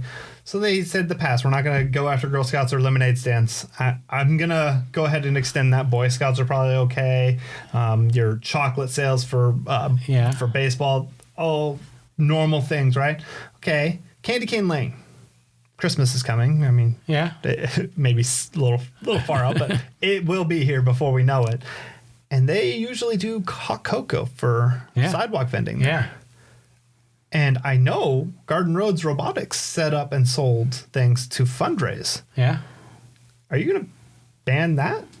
That's well outside of, it's in a residential, it's after hours, it's well into that. Yeah. You're not allowed. Is it getting a pass? I mean, where, and that was not just kids, that was parents helping. Yeah. So this is, is it because their kids will not let it go? I already suggested to Miss Frank, said, make a general universal exception and say, under this ordinance, minors are excluded. That should be more or less a catch-all. And then, if the parents are helping, come on, let's be reasonable. I think that, we're not going to see a 17-year-old going hardcore with a hot dog stand and everything else right on Poway Road corner that we have to worry about. Heck, I have never seen, by their definition, a sidewalk vendor in here outside of events and stuff. Do we have a rule on food trucks? Food trucks are outside that ordinance. So the food trucks are allowed? Allowed, yeah. Well, that's good. I'm glad they are. Yes. See, in my opinion, they should just not have any of these regulations at all. You know, well, so if the property owner allows them to set up shop, it's because it's on public property. The sidewalk, it's the sidewalk legislation. Yeah. So 8-foot public sidewalk, whole 9 yards. Yeah. But to me, it's we're legislating for a problem that didn't exist here. Yeah. And the amount of money that we dumped into a legislation that we're never going to enforce. It's probably because other business people didn't want any riffraff in front of their store. Sure, but if they're not selling anything, they can still be in front of their store. Yeah, I know. But see, it's just a way that they can manipulate it. That's probably what it was set up. So again, it's just distortions. They shouldn't have a law for it in the first place, in my opinion. And that's what I mean. You know, cleaning up things like that. I think, you know, and I spoke to this, you know, there's the manipulations side of it, which I'm going to take the lighter hearted view. Maybe they end up doing it from a good perspective somehow. Given the benefit of that. Yes. But, you know, throughout the United States, there's a number of laws on the books in various cities, states that are just completely ridiculous. I mean, I'm not going to go through a list. I don't have it off the top of my head. My favorite one is in the city of Carmel, California, you can't wear high-heeled shoes. see what I mean? And I know some of them are like, you know, no walking your alligator after 4 p.m. or something in like Florida. It's what? Why walking your alligator? You know, and why after 4? What's going on, right? And so, you know, I have a feeling that if we keep this, we're going to be that place here. And I mean, it won't take long. I give it 5-10 years. Somebody goes through the books and goes, wait, you're not allowed to have a lemonade stand in Poway? Yeah. Do you get this? Because think of how the connotations have gone. The internet famous, what is it, Permit Patty or whatever for selling water, or, you know, are these kids allowed to have the lemonade stand and the people calling the police on them for whatever that is. If that happens in Poway, we're going to be on the map in a whole new way we don't want to be, on top of what we've already dealt with. Right. And that's happening in some communities. And we have a law that can actually be enforced by police before council says it's okay. Yeah. Mm-hmm. I don't want that happening in Poway. That's not what we need to be known for, especially in light of recent events. It's a problem that doesn't exist. Exactly. And, you know, all we need is somebody to get upset about who it is that's selling rather than the what is going on. And, you know, we have that gung-ho, I don't know, I honestly hope our police are wonderful, great community of police officers, but you need that one bad apple and suddenly we're on the map in a whole different way that and that's the thing. Yeah. We have our officers, but we're not just patrolled by our officers. You know, San Diego comes through, all kinds of other local entities come through here. All it takes is that one time. And that's not on our payroll, but hey, it happened in Poway, and guess what we're now dealing with in Poway. Right. So it'd be easier if it was just not there. And so I've suggested it. I've suggested ways it could be amended, and you know, it's as far as I know, fallen on deaf ears. So it's, you know, the little things to me make the big difference. They always do. John Wooden talks about that. It's the little things that make athletes great. Absolutely. And same with cities. And that's where our focus should be. Instead, it's these grandiose new communities. Oh, sorry. Multi-generational center. The pool is so wonderful. And it is. It's fantastic. Good job. Espola Road, not so great. Yeah. You know, so, you know, we're having these huge ideas, and then we're kind of fumbling and dropping the ball, you know, with Espola Road, with hopefully not an issue with the outpost. I'll get back to you on that. The community center. I mean, the amount of problems based on, remember the doom and gloom they said that was cast at the last election. The doom and gloom they've said that building has. You'd think it's going to collapse on your head when you walk in the door. So, you know, slam a door, the whole building falls down, whatever, you know. So that could be just a money pit waiting to happen that we have to go in for. And that is our dime. absolutely our dime. Construction costs have an issue. Yeah. We run into water, environmental, whatever. Our dime. That's not a private project. We're on the hook. So, these are big things that, sure, big risk, big reward, big impact, but it's not the big things that make us a great community. It's the little things. That's right. The volunteer services, the people that every day go out of their way to, distribute food, go around and knock on doors for people and help people and say, hey, do you need help? Give people rides, whatever the case may be. And that's mostly within communities. Hey, I see it on Nextdoor. Hey, I need a ride to the airport. I'll give you a ride to the airport. No problem. And I'm like, really, on Nextdoor? Stranger danger from when I was a kid, but all right. Stranger danger. Now it's use the internet to find a stranger, I guess. Yeah, right. So, it's amazing, the sense of community. And, I get it. There's services for that. But as far as Poway goes, we go that extra mile in a lot of cases. And it's a great thing to see. And we should be promoting that and doing all of the things to help the little steps, because that's what will make us. That will separate us.